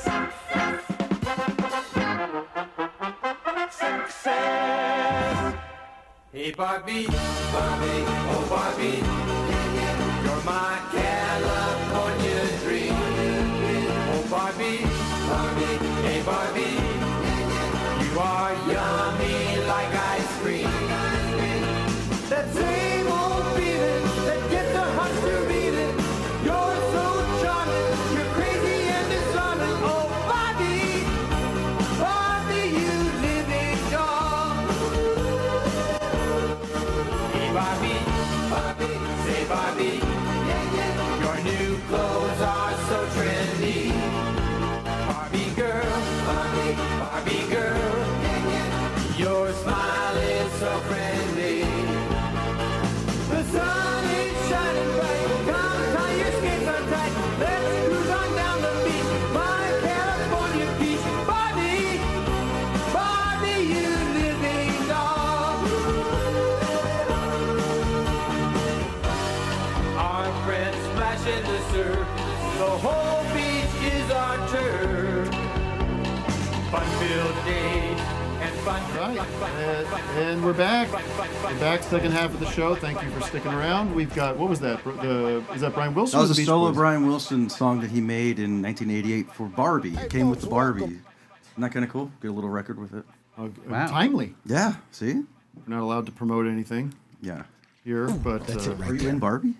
No, I'm not in Barbie. I have no interest in the Barbie movie. I heard actually the woman next to me at the Hollywood Bowl was. It was a funny conversation to hear because she was like, they're talking about that Barbie movie, and she's like, I read a very interesting article about it in the New York Times Magazine with Greta Gerwig, and she's like all buying into the hype, like in real time. Yeah. Just like fully taking the bait. Well, the trailer is not as.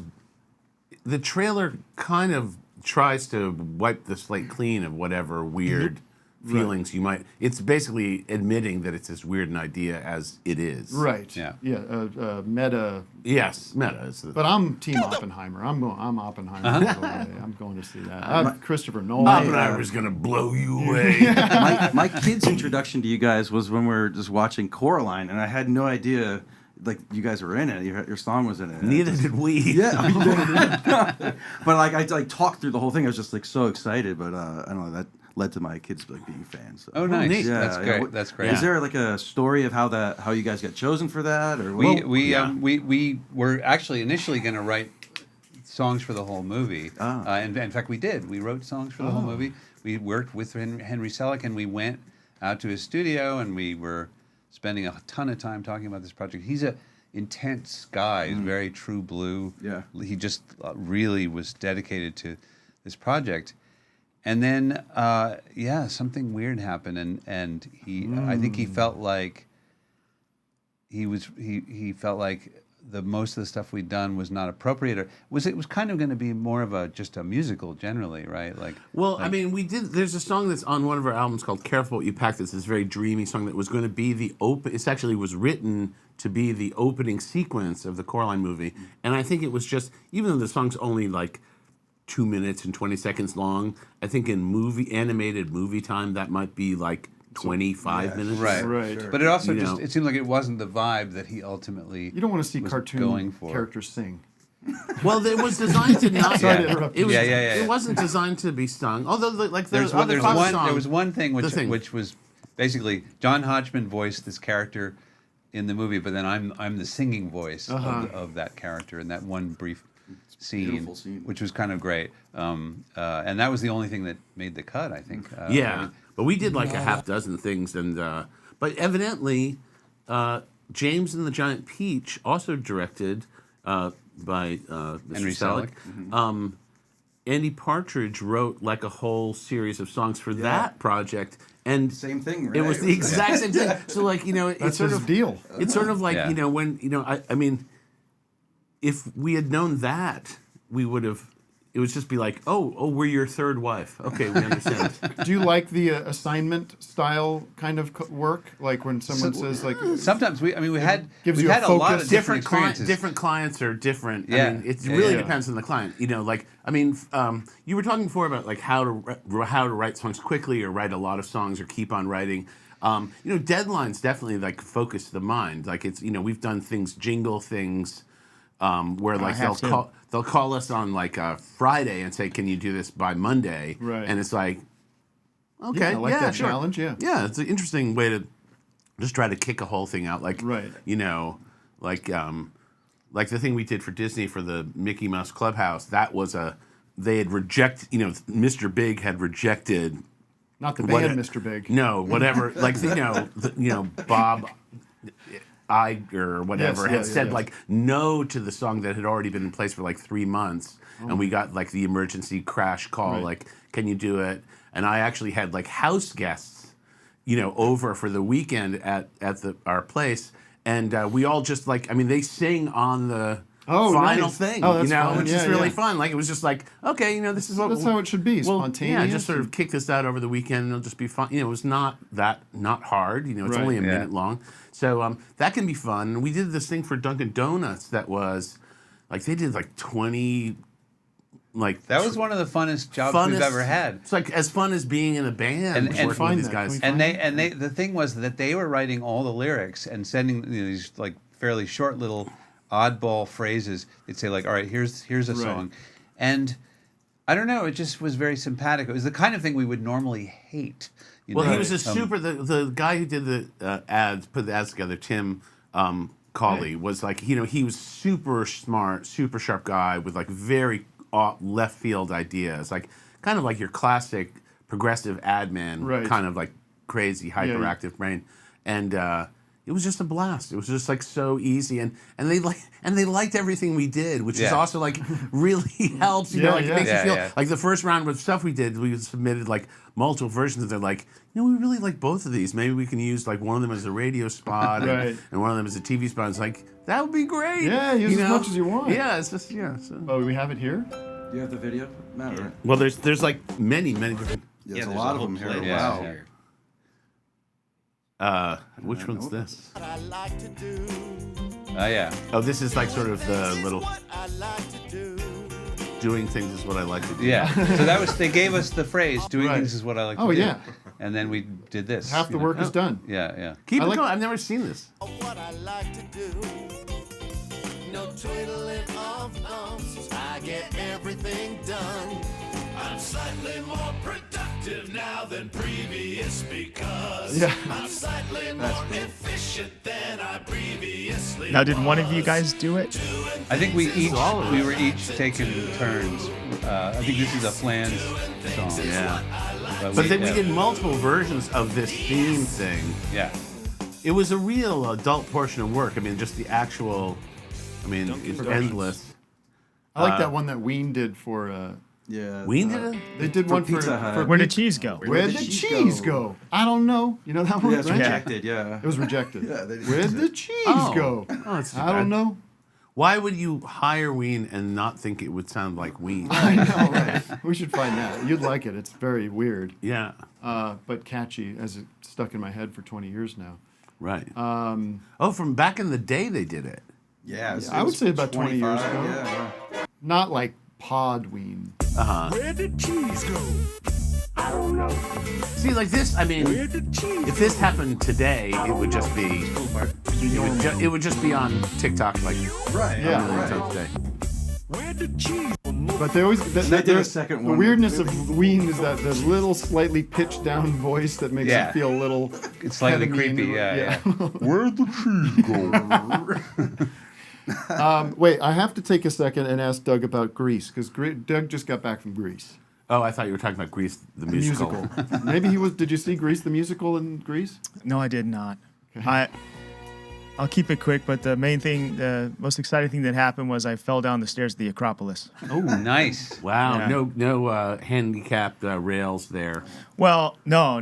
You're a pretty nimble, like athletic guy. Well, I fell down, and it was like I didn't just fall down one stairs. It was like gadunk, gadunk, gadunk. It was like, it was like 1,000 people were looking at me, and then when I got on the ground, I stood up and did I landed like a gymnastics routine.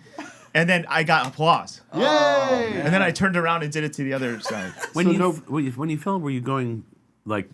I kind of felt like this first? with my hand, like crab walk. Feet first? Feet first, crab walk style. So it was like butt. Wow. It's like. How many steps did you go down? I probably went down like 4. Right. That's not too bad. Big steps. But I brought you guys some Ouzo if you want. Oh, thank you. Sure. You guys drink? Wow. Not during the day. I'll take one. Well, I'll give it to you guys for the plane. Oh yeah, right. Just to alienate the people sitting. Yeah, next to us. exactly. Awesome. Yeah. Let's take a call, Matt. Yes. Colby had a question. Colby Jack. And I have white nectarines here if anybody wants that. Am I my house. unmuted? Oh yeah, what's up with those nectarines? You're I unmuted. have a nectarine. Freshly showered Okay. and unmuted. Freshly showered. Hey, Doug. Hey, everyone. Doug, how would you? I've been watching a lot of Two Wet Crew lately. Doug. And that's it. I've been trying to describe it to people, and it's really hard. How would you describe it to someone who hasn't seen it? That's a good question. Well, first of all, this is making me very uncomfortable because They Might Be Giants are here. Well, John hasn't seen it. He can describe it. Is that the way it's just it's lo-fi, wet, water-based, absurdist humor. Sketch. It's water-based. Yeah. Water-based comedy films. Okay. But Cool. it's more than comedy. I mean, that's a case It of is. just like either you're gonna like it or not. Like with the music of They Might Be Giants. Like it's either It's like you don't have to explain it. Just like with music, you just like play a song and it's like here's what it is. Or the videos are 3 minutes long. But they're kind of scary too. Yeah, thank you. Yeah. All Sometimes I have to turn it off because they get too scared. Oh, I'm sorry about that. No, it's kind of like fun. It's like, whoa, that was close. You know.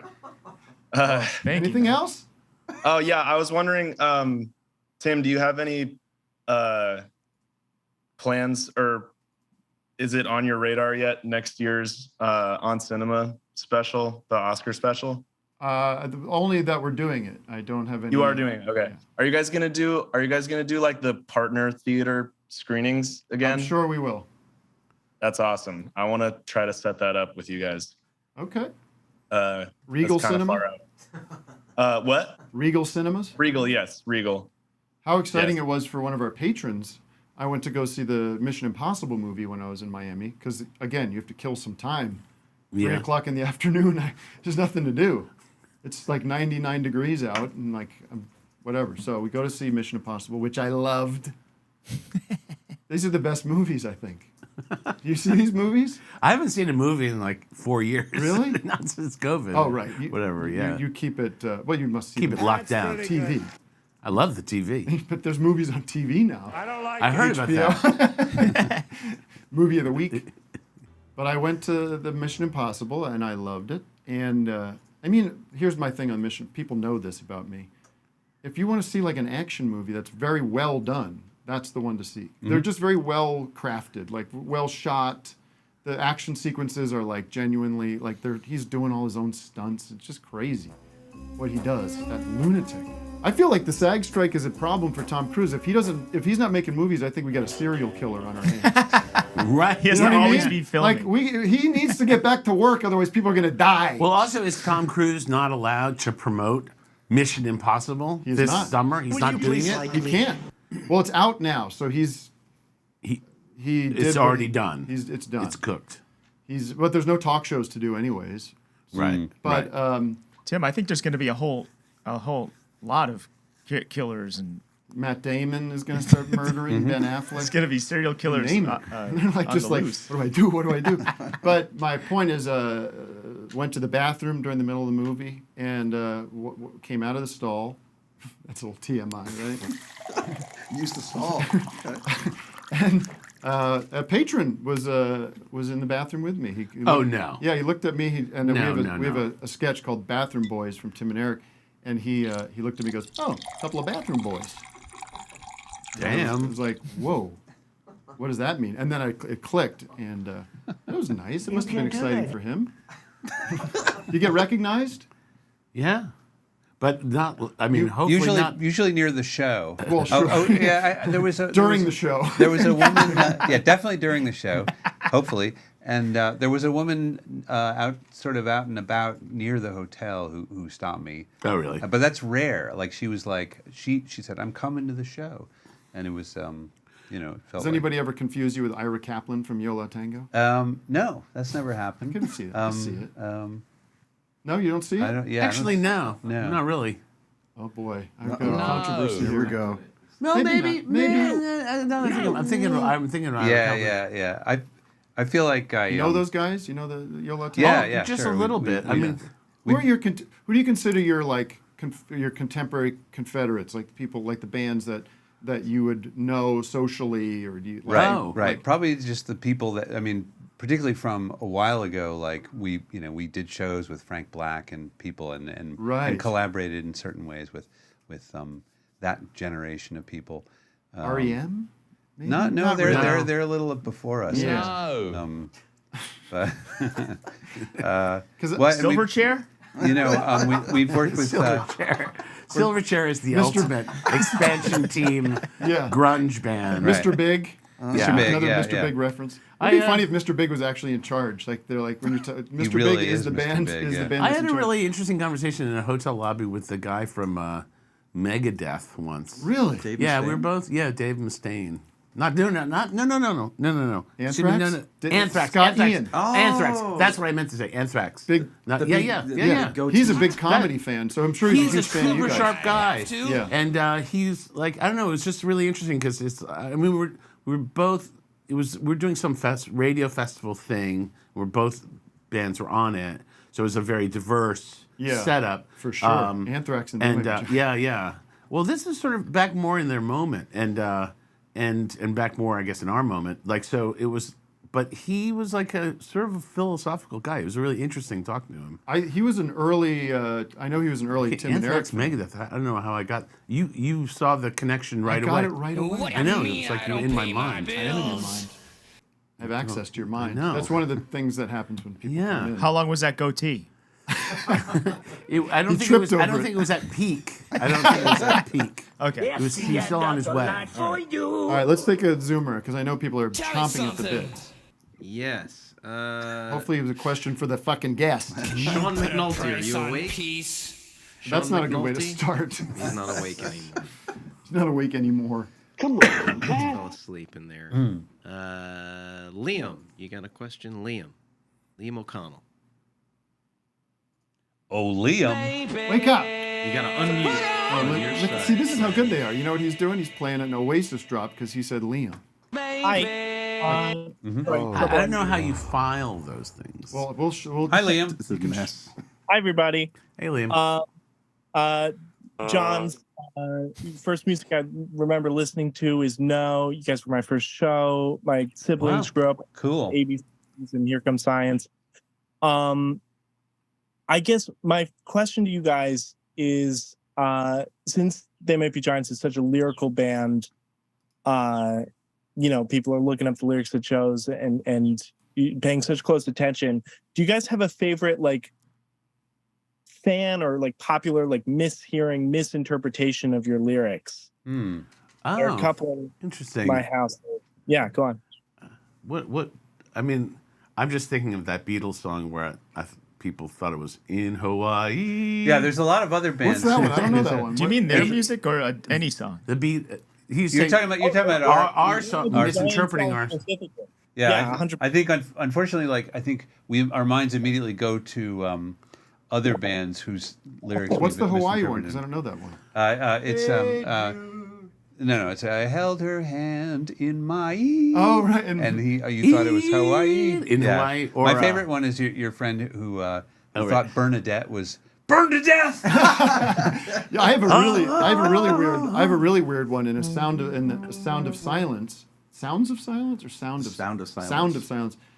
Take my arms that I'm in. I used to think, and I knew it wasn't this, but this is what it sounded like. Take my arms that I'm an anti-Jew.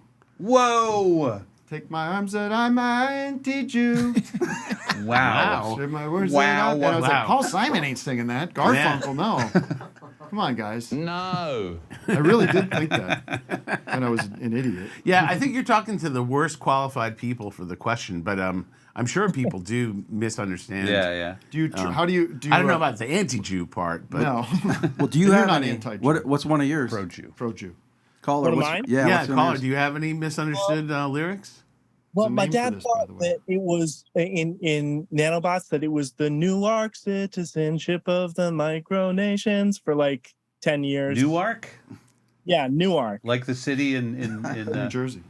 Right. New Jersey. Yeah. He's from North Jersey. Well, so I'm gonna change it to that. Actually, that's better. Well, yeah. I mean, because I've been going back through the catalog in preparation and sort of just doing my due diligence. And what's amazing is when I was a kid, having the tape cassette of these songs, there's no lyrics to know. I mean, there's no lyrics to look at. I don't think you had lyrics in your. Sometimes don't recall. We put them online, I think probably. So like a song like Anna Ang.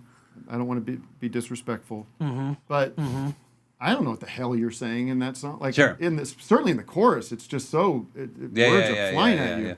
And then as I was listening to it on Spotify, it has the lyrics now. Oh yeah, so the first time it's like karaoke. You can actually see what you're singing about, and it makes sense. And they are good lyrics. Surprise! Yeah, very interesting. Very. We'll be right back. But you got so many. Do you have issues with remembering the words? Yes. Well, sometimes. A lot of times, I think more than the problem that I have, and I feel like John has it sometimes, but maybe not as bad as me, is sort of like getting on. It's sort of like climbing on board a little Oh yeah. thing, because once you get started, the muscle memory kicks in. If it's like a listy Getting song, started is the hardest part. But it's it's like if you can't like fire up the first line, or if you someone start in the middle by accident, then you're just completely. It's like goofball. Yeah, city. John remembers the first time we played Letterman. We came out. We were crazy nervous. Yeah. And he announced us. And John said to me at that moment, "What's the first chord?" You know, and I couldn't. I don't. What song I don't did know. you do? Do you remember? It was probably Birdhouse? probably Anna Ang. Oh, really? Or something like that. Yeah. Yeah. And but then his hand just was like, I got this, you know. But it's you know, I feel like I go up on stuff very easily, and then just as easily can get back into. I mean, there's it. nothing better. I mean, it's sometimes like that. Who was the woman on SNL that blew it? The sister of a famous person who. Lip syncing. Yeah. Oh. But like, right. I know who you're talking about. Jessica Simpson. But it was Ashley Simpson. Ashley Yeah. Okay. We got there. We got it. We teamwork, folks. But there's something great. I love when I see like. There's a version like that which is very cringy and embarrassing, and you don't want that to happen. But you want a little like. See that you people are human beings. Oh, people love it when we screw up on stage. The audience just lightens up. The mood just lifts. I mean, there are times when the best thing about our show is that we've built in this. We celebrate the train wrecks so completely that it it's like, oh, this is going to be a special show. You know, and that you'll remember. And you know, it really helps us. You know, it'll definitely help us in like the. As we get closer and closer to the memory ward. Yeah. Because it is something. Do you don't use those teleprompters? No, not yet. But it's total fair game, right? Nah. No, I don't like it. Really? I'd rather fuck up than have that. Perfectly honest, because I think it actually keeps you from really delivering. Well, that's true because then if you commit to this, then you're stuck. It's like you can't go back and forth. Yeah. Well, fair enough. There was a thing on TikTok of some like old jazz guy who was just like, I've never read a chart on stage. Charts are for rehearsal. If you're reading off a chart, you're not playing music. You're not playing. You're just reading. Right. And it was just like, he was really harsh about it. And this was like as we were talking about getting the horns. The horn section had charts in front of them for an interval. And there was like lots of discussion about like can the horns get off the charts, and that was like a thing. But now they're off the charts, and I think everybody actually enjoys it. What was great about last night is trumpet. You guys are a really good rock band. Like as a band, everybody like. And there's energy up there, and you're running around. You are kind of stuck where you are, unfortunately, I guess. But maybe that's when I got the accordion on, I can. Rock it, man. But you guys are using the whole stage, and like just it was just great. It was wonderful. Oh, thanks. Should have been the headlining. Well, and then Sorry, the horns went out on I think it should have. Yeah, the horns did the full ego ramp. The ego ramp. I saw that. They were like Mick Jaggering up the joint with that. And that ego ramp. I tippy-toed out on that thing. It's like 2 feet wide. Yeah. It's like right. It's like an ego ramp for Pia Zadora. Well, that used to be a pool there in the front. Really? What? Yes. Let's bring that back. Yeah, look it up. There was when the Beatles played, which by the way, Vic didn't know the Beatles played the Hollywood Bowl. Yeah. But wasn't around then. There's a record of it. There's a whole record. There is a record. There was a movie about it. I didn't know it was a record of it. But yeah, that era, it was like a fountain or like a pool of water. Crazy. Funny. There's also a Bugs Bunny episode that's really good of him playing at the Hollywood Bowl. I don't think they shot it there. I think it was all shot there. Shot live.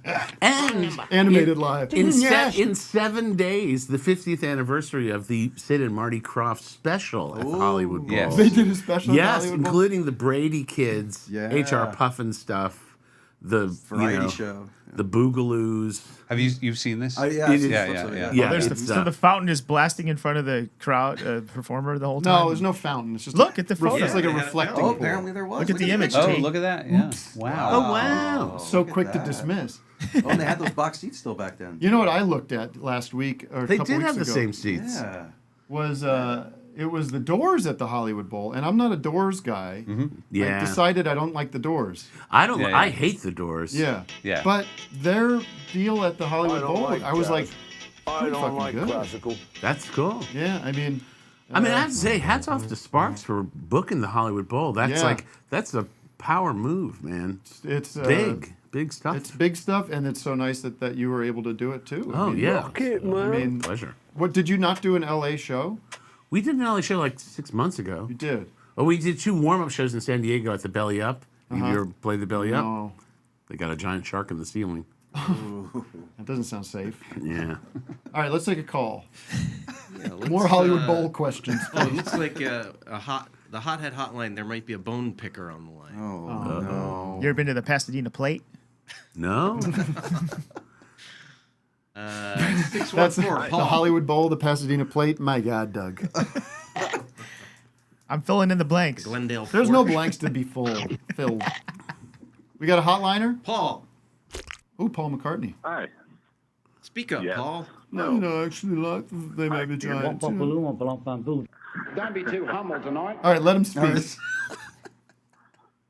Hey guys, big fan. Just saw you guys in Columbus, Ohio. You were actually my first show too, back in the John Henry days.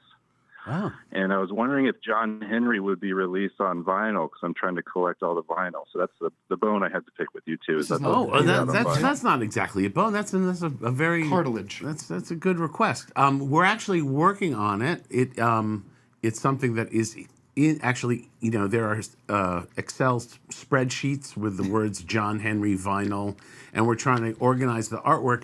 There's this weird thing about CD production, which is it's easier to reissue something on vinyl that's already been on vinyl if it was on CD. A lot of times the films have been lost. Warner's, who actually have an art library, has managed to lose everything we've ever done. Yeah, pretty much. And so we sort of go to secondary sources. Covers are the original covers don't exist anymore. So we end up calling the German licensee that actually has held on to the stuff, or a lot of foreign places have the artwork intact, but it's really hard to get quality film for that. Bastards. I know. Well, they had one job. There you go. But no, it is in the works. But it's a little bit hung up on trying to actually find the visual stuff that went along with the album. Are you actively on a major label? No, we're actively independent. You're an independent organization. We have our own scene. Yeah, and you put we're distributed by a place called Megaforce, which actually was started by Anthrax. Get out. Yeah, Megaforce is our distributor, and that was the label. Back. That was their label years ago when they were DIY. Right. And they've sustained it, and have I really should go independent. great Put people. out music. I'll just put it out myself. Get a distributor. Megaforce is ready to celebrate you, I'm sure. Really? Yeah, Okay. they're really smart people. Matt, call them up tomorrow. It's got They've got a great logo too, by the way. Their Megaforce logo is two heavy metal fists in the air. It's straight out of somebody's 3-ring binder. Right. Megaforce. All right, back to the Zooms, Matt. Back to Zoom, yes. Banks. Looks like a new face. Banks. To us. Hey, good afternoon. I actually had my first show back in May at the Dallas one, and it was really good. You guys did actually really good. Oh, thank you. But, I like the. Okay.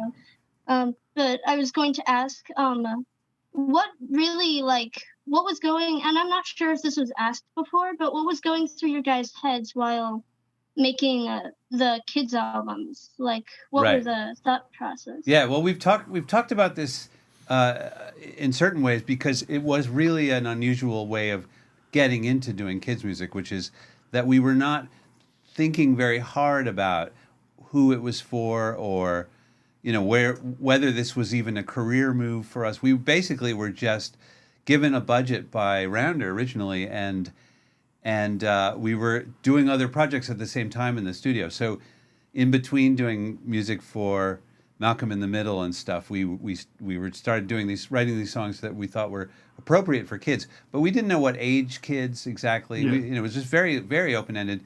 And in some ways, I think we were also thinking, let's do something that's like maybe not even doesn't sound like anything like kids music, but this is for kids. So we had like these, crazy funky grooves and just and kind of a weirdly aggressive music was in there, and the result was, I think that people heard it and thought, this is a fresh breeze. It doesn't sound like the weird cliche of kids music, and the album outsold the adult album that we had made the same year. So it was something like, oh, this is real. Like this isn't some side project. Like this is a. Do you think there are fans of yours who now have kids that's the main driver of that, or is it entering another stream? Well, we're meeting people who were introduced to us as kids, so that's right. Yeah, but yeah, of course, there's been this big intergenerational thing. Now, did you grow up, ma'am? Did you grow up listening to them as kids, as their kids? Oh my goodness, did I? Oh, interesting. How old? Okay. Can I ask? Is it rude to ask how old you are? Oh no, it's not. I'm 16 now. Ever since I was like really little. The first and my personal favorite has been Here Come the ABCs. Excellent. And thank you. I think I asked this in the Tumblr post, but to me, I remember, and this is not an insult to you guys at all. You guys did we'll great. Be the judge of that. Let it rip. I had the biggest fear of the puppets. Yeah. I love them now. I love them now, but I don't know why I was scared. Yeah, I think that's a sort of a byproduct of that thing I was talking about, where we were kind of unleashing all this stuff. We thought, we're not going to hold back on the stuff that we like just because it's for kids. We were not going to like try and round off all the corners. So inevitably, and there was some stuff we recorded, you may recall, for No, that was just too weird. Oh yeah. And we pulled that off. Both you and I did like weird sort of test run songs that were like really wrong, like just too creepy. Clown Town was one. Yeah. And what was the other one? The other one was called I Am a Human Head. I Am a Human Head, which is like, I mean, that's creepy. If you thought the puppets were scary, that song scares me. My son is 6 and he's got the biggest fear of puppets, and really he would told. Well, not, I mean, certain puppets. He was like, I have to. I don't know. Are puppets the new clowns? Well, I have a puppet and a clown thing to tell you. One is the puppet for my son. He said, I don't mind the puppets in the puppet. It's very clear. Like there's a puppet in Goosebumps, the movie Goosebumps, that he's like, that is too scary for me. But the puppet in Goosebumps 2 isn't as scary, so I'm okay with that. Now with clowns, my daughter just found, have you ever seen the original Ronald McDonald? I actually have. Yeah, you know who it is? Tim, I have that. It's Wilford, not Wilford Brimley. It's Evolved? That'd be great. Yeah, I would love that. Yeah. Look up the original Ronald McDonald. He's got a cup on his nose. It's the weatherman from Good Morning America back then. Willard Scott. Willard Scott, that's it. Yes. He's very creepy. I have this the song. The original Willard Scott? It's like he just showed up at the Watch this. shoot. Look at him. Yeah, look at this. Oh, wait, weird, crazy. So my daughter terrific. finds this yesterday morning. She comes in and tells me. Willard. There you go. I just happened to get that drop this morning. Willard Scott. That's it. Who wore a wig famously. And he's got He's definitely wearing a wig there. Yeah. He's got dent le bonheur. What does that mean? The teeth, good time teeth. Oh. It's got the gap. The gap. Yes. Those are called good time teeth. A gap is good time Well, teeth. it looks like it's a box on his head. In France, it's actually considered good luck to have a little gap in your teeth. While you guys are in LA, you should go to the Bob Baker Marionette Theater. Can I just finish this thought here? They're exhausted. They're not going to do that. My daughter comes in the morning, says, I know what I'm going to be for Halloween. She's going to be this. Yeah, that's a great idea. But then last night, she couldn't sleep. She was crying because she couldn't stop thinking of this freak. Oh my God. Look at the top of it. He's got all kinds of stuff. Oh, wow. McDonald's should have gone out of business the second they not But also, this. I have to say, like, you know, this is the curse of like the franchise restaurant, because who else but like a restaurant that has franchisees would insist that the mascot be like saddled down with all that crap that's on him? And be like, we gotta move this stuff. What is this box on the head? What the hell? Yeah, he's got a gigantic headdress that. Oh, is that how people are? Is that how our food's getting delivered? I think it's a tray of McDonald's products. Yes, exactly. It's gonna fall over. Yeah. That is fucked. Poor him, man. All right. Ma'am, I'm sorry we got off your but thank you for all your interest. This is my show. You guys have a nice one. Okay. All right, you nice. too. See you later. Thank you. What a nice. Thanks for Look at being this on. audience So we have, sweet. isn't it? Yeah. Is this a nice group of people? Tim, what do you This is a very prefer, nice clowns group. or puppets? I have no preference. If gun to your head, you had to pick. Guns. That's a good answer. Gun to my head, I pick guns every day of the week. I guess it depends on who's holding the puppet too. If they're controlling it, then That's true. Puppet with a gun is better than a clown with a gun. All right. Vic. Should we go back to my fake ad? Oh, you have an activity of the day. Oh no, that's okay. We don't have to do it. Oh, okay, I'll do it. All right, we'll do it. All right, I blew it before, but it's the show. All right, so it's basically it's something that it's very quick, but you when you're feeling like emotionally dysregulated and you're feeling out of sorts and you don't know what what to do about it, what's going on. Remember, this is like a tip for life. Like Getting advice from him. Yes, it's halt. Think of halt. Either you're hungry, angry, lonely, or tired, and that's it. Those are the four things. If you can get that, what if you're all four? Then you got to figure out how to do it. But that's what that's what it is. Like if you're that's a good one. Right, it's a good one. That's basically it. Because sometimes you're like, what is the fucking problem? Oh, I'm hungry. Right, I need to eat or I'm hangry. I'm angry and hungry. Right. So that's some of those are a little more. Wait, what do you do if you're complicated lonely? than other Then you hug somebody. Look into the mirror. And How's the mental health over here in general? Good? Homeless, ancient, left-handed, and and trashed. Generally all good. We've had ups and deal downs. with it. This has right. been we've been on tour for a year in America, and it was challenging. But Do you have kids? I do. John has kids. You do not have kids. I have two cats. Okay. I'll tell you all about them. Maybe some other time. Okay. But your kids are older? My son's 24. Yeah. Okay. Yeah. So that's not an issue. No, as he's much. good. He's doing But well. I mean, it's not an issue being The on the cat road. was named Vagina. Right. That's true. Yeah. Yeah. What? What did you say, Donald? The cat was named Vagina. No. Is your son a musician too? Like he is. Yeah. Any chance of him entering into the band? I think that He's replacing me. Yeah, they're going to be called We Are Giants. Right. I think that he's a really good guitar player. He's a good guitar player, and he's a great creative person. But I think he's very interested in cooking. That's his main thing. Like a lot of young people today, apparently. Yes. It's food is all the rage. Cooking is the new food. But you love cooking? Is that your... Is new music. I mean, I love cooking. You got these recipes. Oh, yeah, I got some recipes. I do actually cook. I got chicken upstairs. I've got chicken. Right, how many ingredients am I working with? You name it. Anything in the fridge. Yeah, anything in the fridge. Yeah. Put one and you can eat my cookies.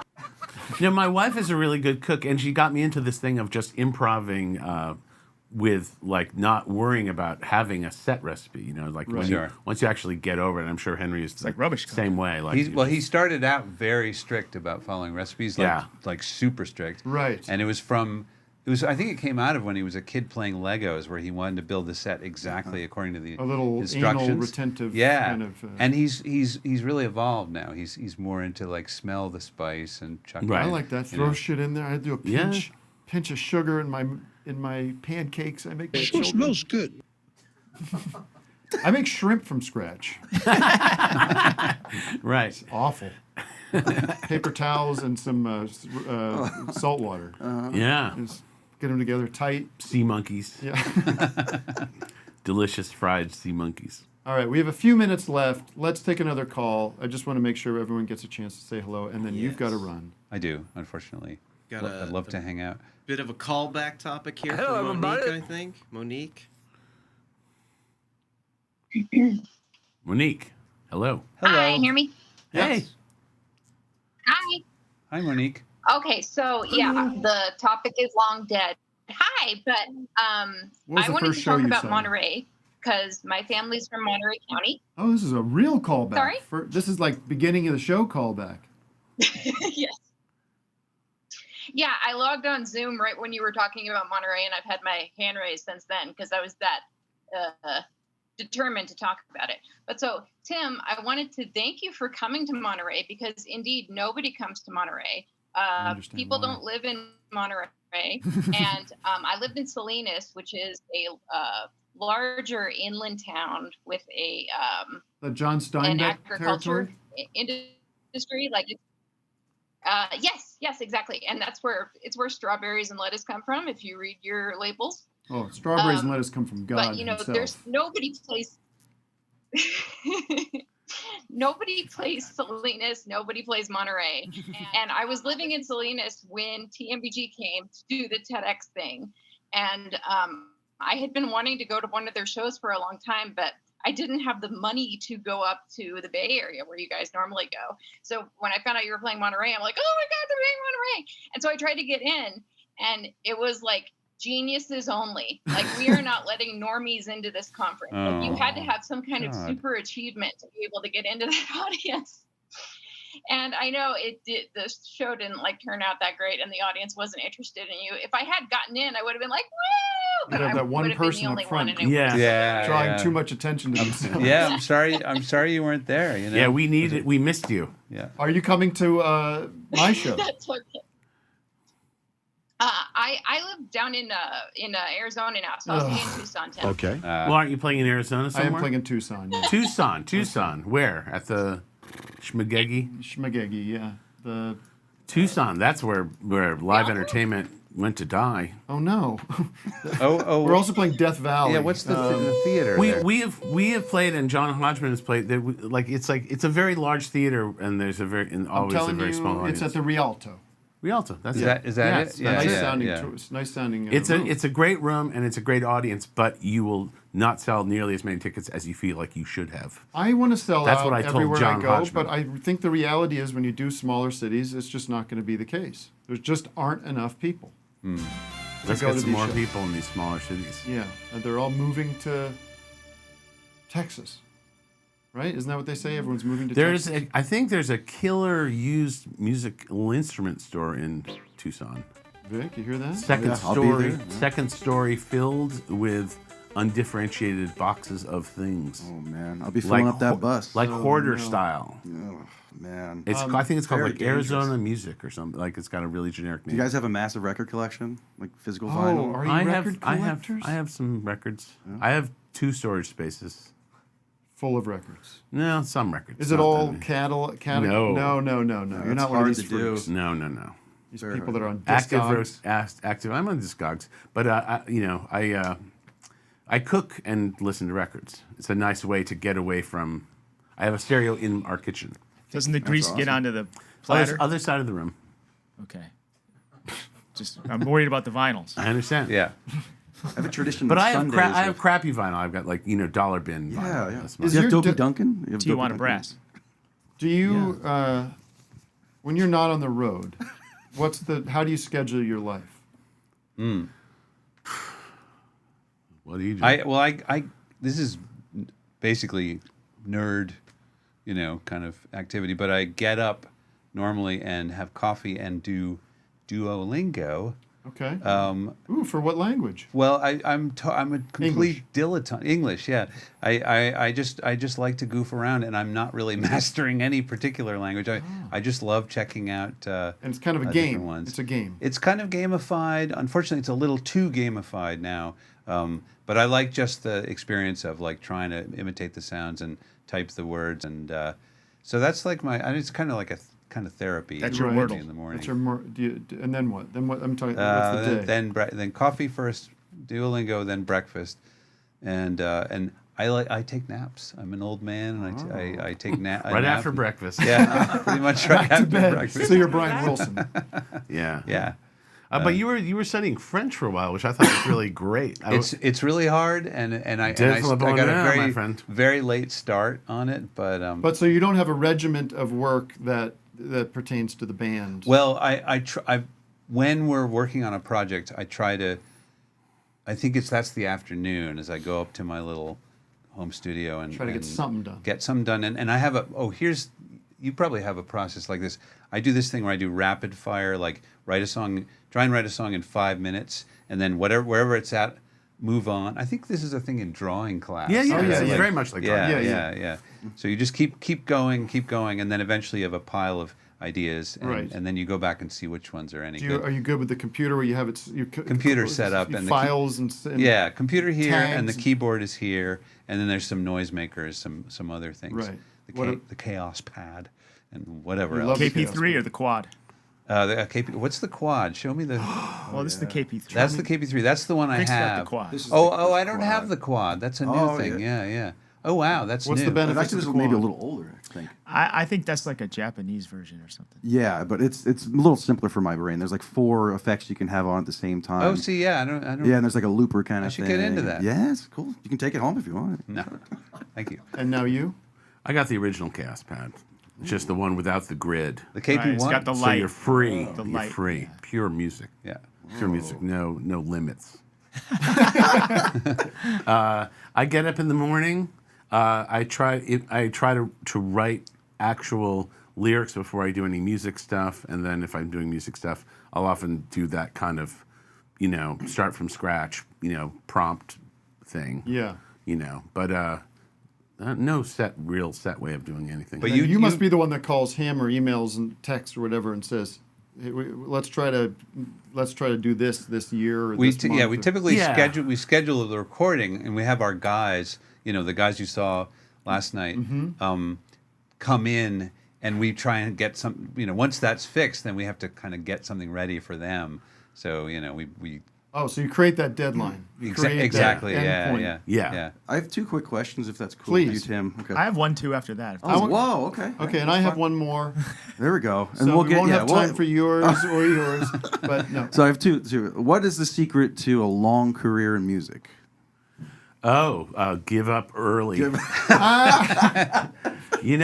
like it's not. If it's not worth doing just in the abstract.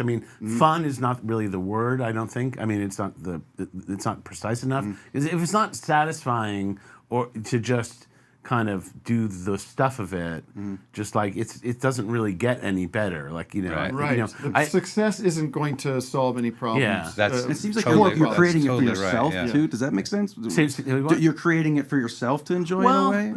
I don't know. I think you can be ambitious to get your stuff into the world. I think that's a healthy thing. But I think too often people think that everything's like if they get signed to a record deal, everything's going to change, or they have some idea like that being famous is going to make it better. We've seen, we've been doing this for a long time, and in a certain way, we've had a lot of lucky breaks and some things that didn't work out so great. But we've also just observed a million people flying by us at 1,000,000 miles an hour. Like somebody who opens for us, and all of a sudden it's like it's like whoa, and then everything else happens. It's like success is definitely a two-sided thing. So in a weird way, just the more sort of practical you can feel about what you're doing, and just feel, just do the things that's interesting to you. It's just, right. Okay, now. Last question. Wait, real quick. How do you want to be remembered in 100 years? How do you hope you're remembered? We'd like to be remembered in 100 years. Yeah, you would like to. Yeah, that would be okay, cool. Okay, that's good. Doug, and then I have a final The guitar question. on Anna Ing. Yes. It sounds like a sample. It's gated.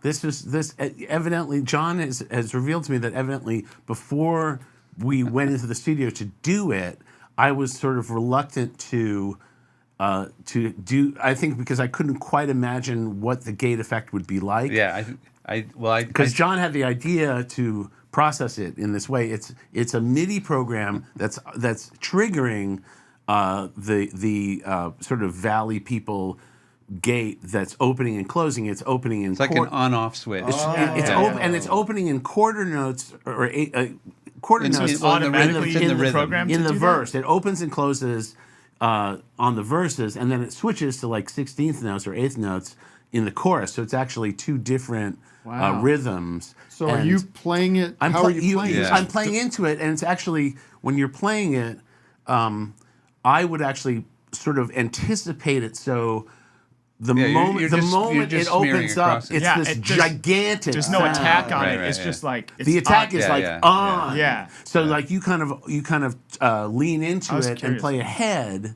And that's true through the verses and the chorus. And it was, it's a genius idea that John had, and it's a great production. Beautiful. You know, so my final, and it's really fun to play into it because it's like you're on. And you're doing that live too with the gated. Oh no, that's just, we just emulate it. Oh, okay. Yeah. We should do that. We should. That would be very you just cool. add a pedal. You just add a gate. Well, there needs to be a computer doing the rhythms. Yeah. So bring out the laptops. We had a guy. Slow You know the Blake. show down. You know Blake Mills. I saw those guys. It was really slow. You know this guy Blake Mills? He's like he's a major. He was on the show last week. He does, Blake Mills. Is he a visual artist? No, he's a guitar player, producer.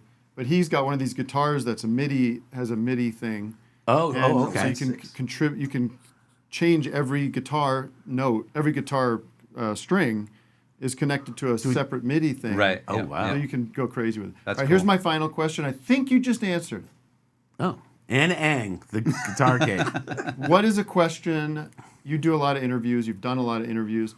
Is there a question that you wished people would ask? Or do you always think like, well, it'd be great if this went in this direction, but it never does? Well, the answer is, how do you get that sound on Anna Ang?